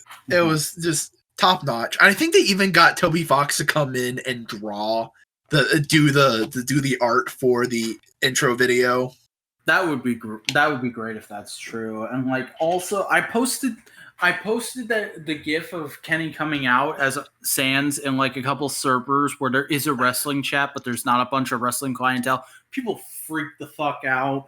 I saw people who are like casual wrestling fans but don't really know it freaking the fuck out. Like people more than anything, this probably put a lot of eyes on AEW just because this is kind of the year of Sans. Sans has been in Smash Bros. Now he's in wrestling, and people are going like, where the fuck is Sans gonna crop up next? My money personally is on the CW Crisis on Infinite Earth. I would not be surprised. But yeah, this was a great job. Pretty decent little match with the Bucks coming out as the Ryu and Ken. Costumes. And they did some stuff. They beat the guys. They got beat down by Santana and Ortiz as revenge for stopping them from beating down the Rock and Roll Express. But here's the thing. Here's the other thing, though. The Bucks are going out doing the high fives. Yeah. And then they come up to two dudes with Rick and Morty masks, which the second they said, oh, yeah, we're giving out Rick and Morty masks, I knew this is going to happen some way. Yep. Santana and Ortiz grab their hands, don't let go, take off their masks, and then start beating them down. Good times.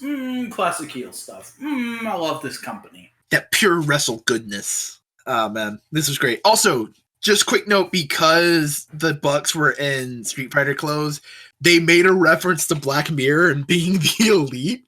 Okay. Remember the thing where they had the VR cerebral plant thing for... Oh!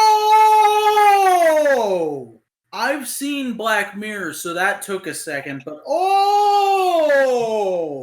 basically, they're playing a game inside their head, and then eventually Kenny Omega starts coming on to the other Jackson, the Jackson he's playing against, Matt Jackson. And it's basically a parody of Striking Vipers.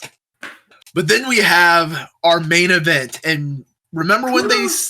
Dude, before we go on, kudos to AEW for making the opening match of last week be the opening two matches of last week be the tag team tournament shit.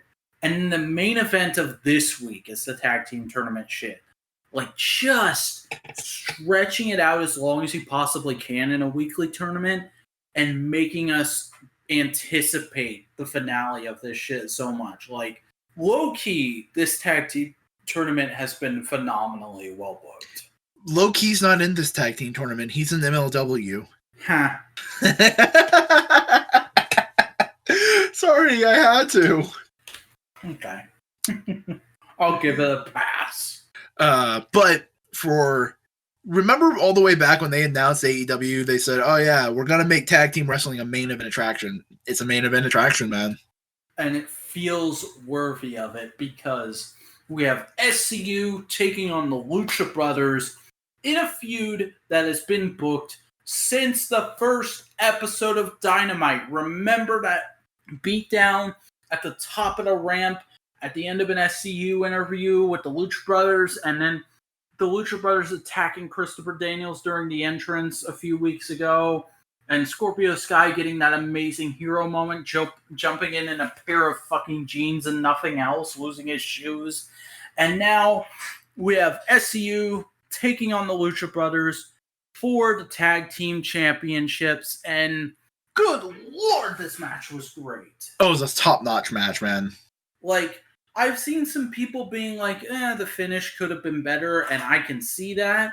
Here's the thing, that finish means that there's unfinished business.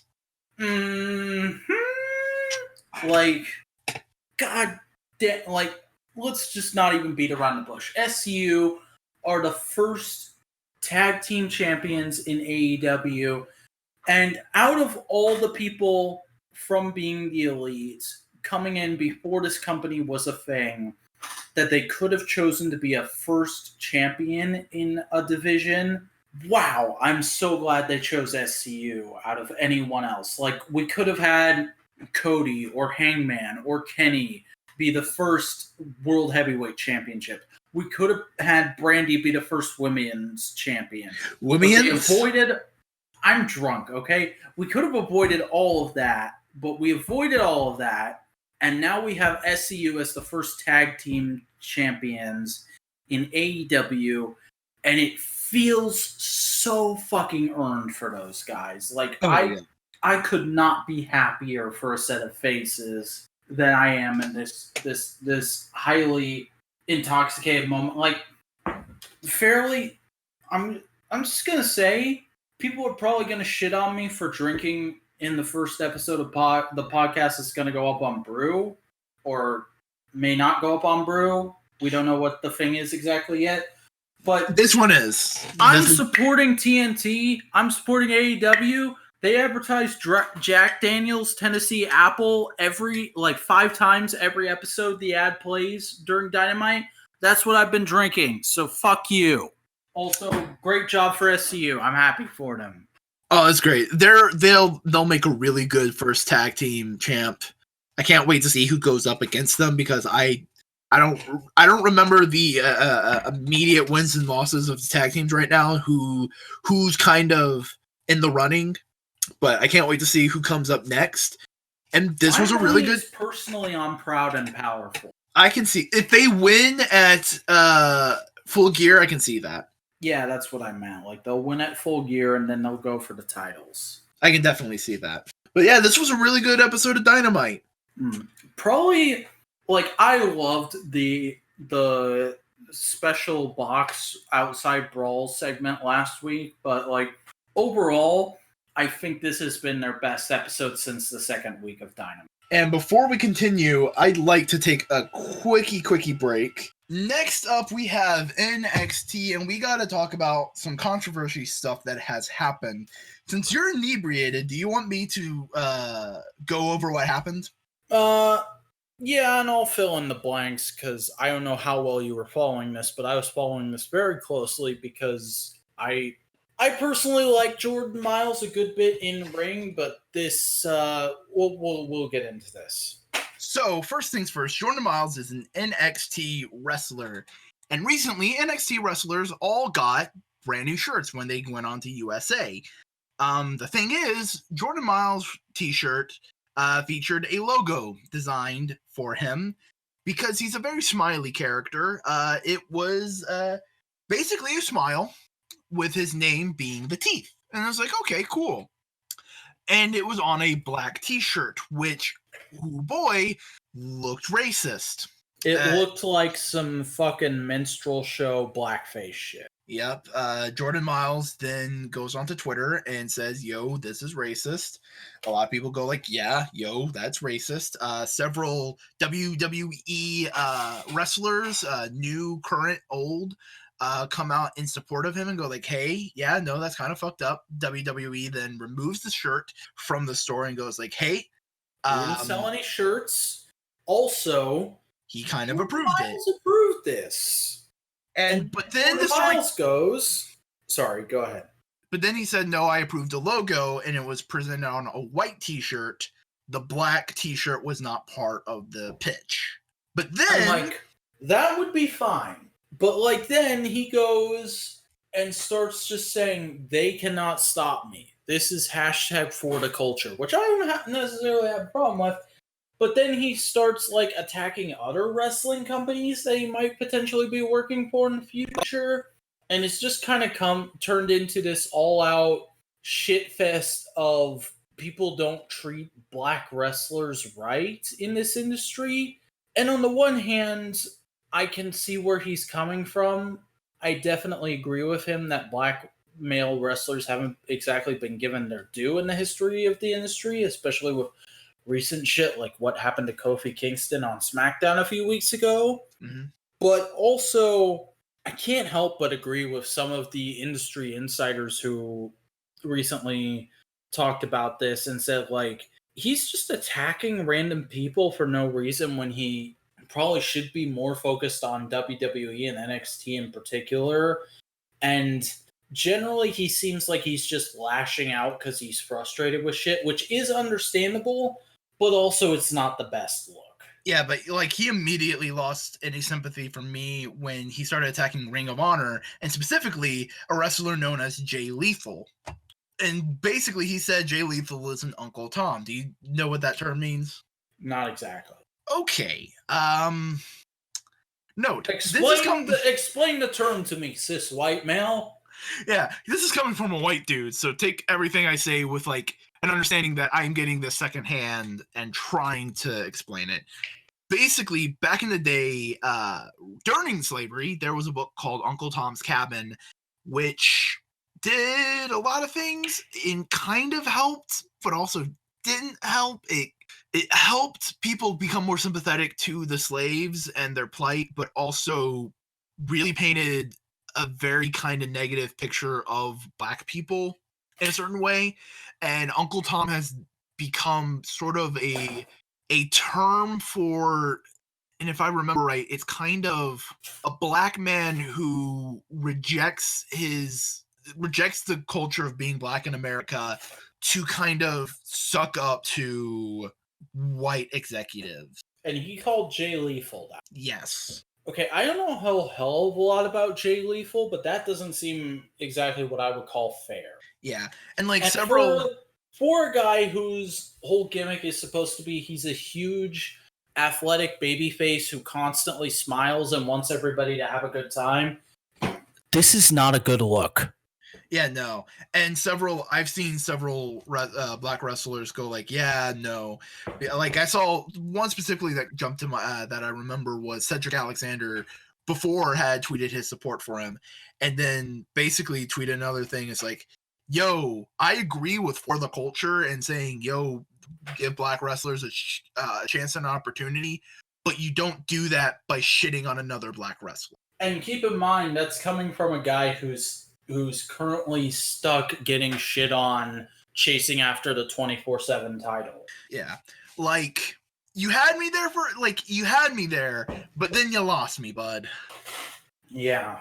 And it's just so upsetting because Jordan Miles, for those of you who do not remember, was the winner of the Breakout Tournament, a big thing that NXT was pushing for weeks, and then he got a title shot against Adam Cole, which he did not win, but really held his own in. Like, he looked like a freaking star, and we have not seen him in NXT since.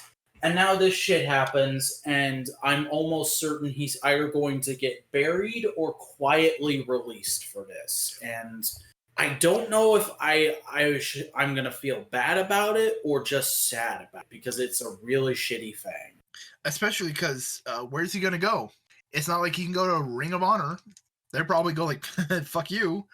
I mean, Impact might take him, but like AEW is definitely not going to want to touch that at the moment. No. And even then, Impact may not want to fucking deal with the headache that the PR that would bring, because they're trying to build themselves back up. And I've heard good things about them so far.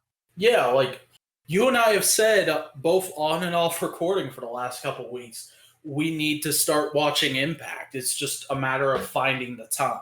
Yeah, but that's ultimately the whole situation with his t-shirt stuff right now. It's just kind of, it's a bad look on everybody. And it really, really sucks that it dominated the conversation this week until Wednesday. Yeah. And like, what are you going to do? It's things. But then we can talk about NXT itself. And for a spoopy Halloween edition, they had a musical guest intro the show. Special musical guest. Yeah, that says spooky to me. Yeah, but it's a spoopy musical guest. It's Poppy, and she was playing some metal. Oh my god, I can't believe NXT did a Kamen Rider tie-in. I mean, it's a bit late to talk about X8. X8 is from a couple of years ago now, but still really cool to see Tokusatsu getting over in the mainstream. Why are you avoiding talking about Poppy? Come on. She just doesn't do anything for me. She was great. It was great. It was a cool moment. Yeah. They played a song. I think it's a new single release thing. It looked really cool. The whole group was together. She was in like some cool clothes, neat hair. And then she did Scary Mask so Io Shirai could come. Yeah, and she went to the ring with Io Shirai, and they were just kind of screaming in each other's faces like, yeah! I'll admit, that one little bit was pretty high. Yeah. But then Candice LeRae comes out. They have a little match. It was pretty dope. Io Shirai wins. I have no idea where their feud is at the moment. Like, they're putting on pretty good matches, but I don't know what stage this feud is supposed to be at any point. Because, like, for most reasonable booking senses, it would have ended a while ago. We would have had the blow-off, like, 1 or 2 weeks ago. But now they're just still having matches because they're still mad at each other because they clearly have this long storied history in NXT, and this totally isn't supposed to be Io Shirai and Kairi. Sorry, yeah. I'm running out of breath.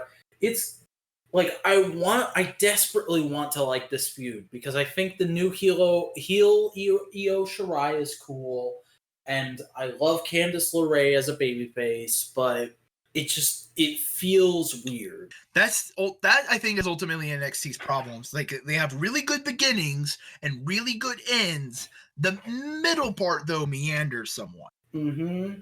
And you know what? It's there. That's a problem. But like, it ain't the end of the world. It was a good match. Yeah, it was decent. They did some good stuff. I liked it. But next up, we had a promo from Finn Balor. Yeah, the good old Princey Prince of Princington. We can't say Devitt. Princington, Prince. We can't say New Japan. Prince. He came out and he basically played 2000s Triple H. Because, like, holy God, was it obvious that Triple H wrote this promo? Just so much, the business, I'm the business. And I'm it's the like, best, they watch me. And it's like, I get it. This seems cool. I'm still not fully on board. I'm sure you're completely on board. Oh, no, it was great. I love Finn Balor just doing the general, like, shout with me and then pulling out the double guns. That was dope. Mm-hmm. It was good. I dig it, and I never thought about, like, the Triple H comparison until you mentioned it. It just felt more like, hey, I'm talking to a bunch of smarks, so I'm going to use smark language. That's fair. And, like, I will admit, it is pretty interesting that they're having him go up against Johnny Gargano right away. Like, both putting Finn Balor over as this somewhat new to TV viewers talent in NXT, and putting Johnny Gargano up as this new to TV in general viewers talent, because Finn Balor's been on Raw and SmackDown forever. But other than that, I wasn't super into this. Like, it was cool. It's just, I feel like I would have been more into this promo if it was Triple H himself saying it. Yeah, it's definitely a promo that if you know the history, you go like, yeah. If you don't, you go like, okay. Like, he's talking about, a couple months ago I had to lie down for the new best thing in the business because he put on a mask, and now I'm the new best thing in the business. The Prince is back, baby. I'm going to make Johnny Gargano, Johnny Wrestling, Johnny Watches Wrestling, and I'm going to do this and that. And I'm like, okay, Finn, I get it. You're cool. I like the analogy of Raw and SmackDown are Hollywood and NXT is Broadway, and I like how you're talking about the reasons you're a heel again. I can kind of get behind this. I don't hate it, but also, I mean, but this could is also speak for yourself. He was. I mean, if I'm thinking back, this was kind of his promo style in New Japan. If I remember right, yeah, this was kind of his promo. I think this was a Finn Balor promo. He just got some input from Triple H. Okay, well, clearly I need to watch some New Japan.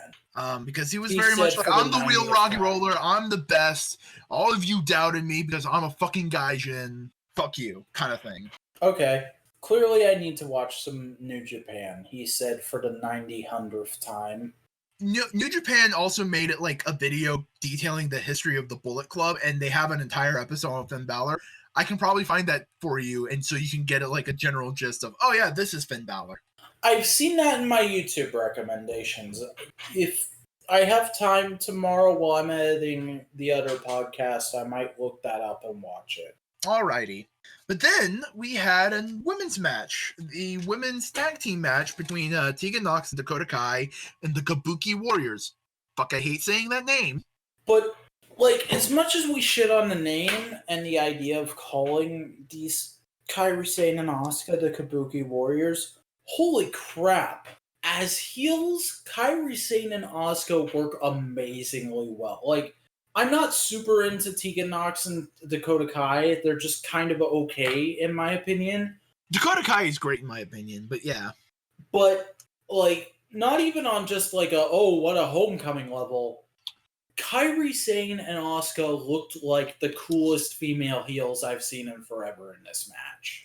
Oh yeah, I just love Asuka's full-on green makeup. Yeah, and fucking Kairi Sane with the...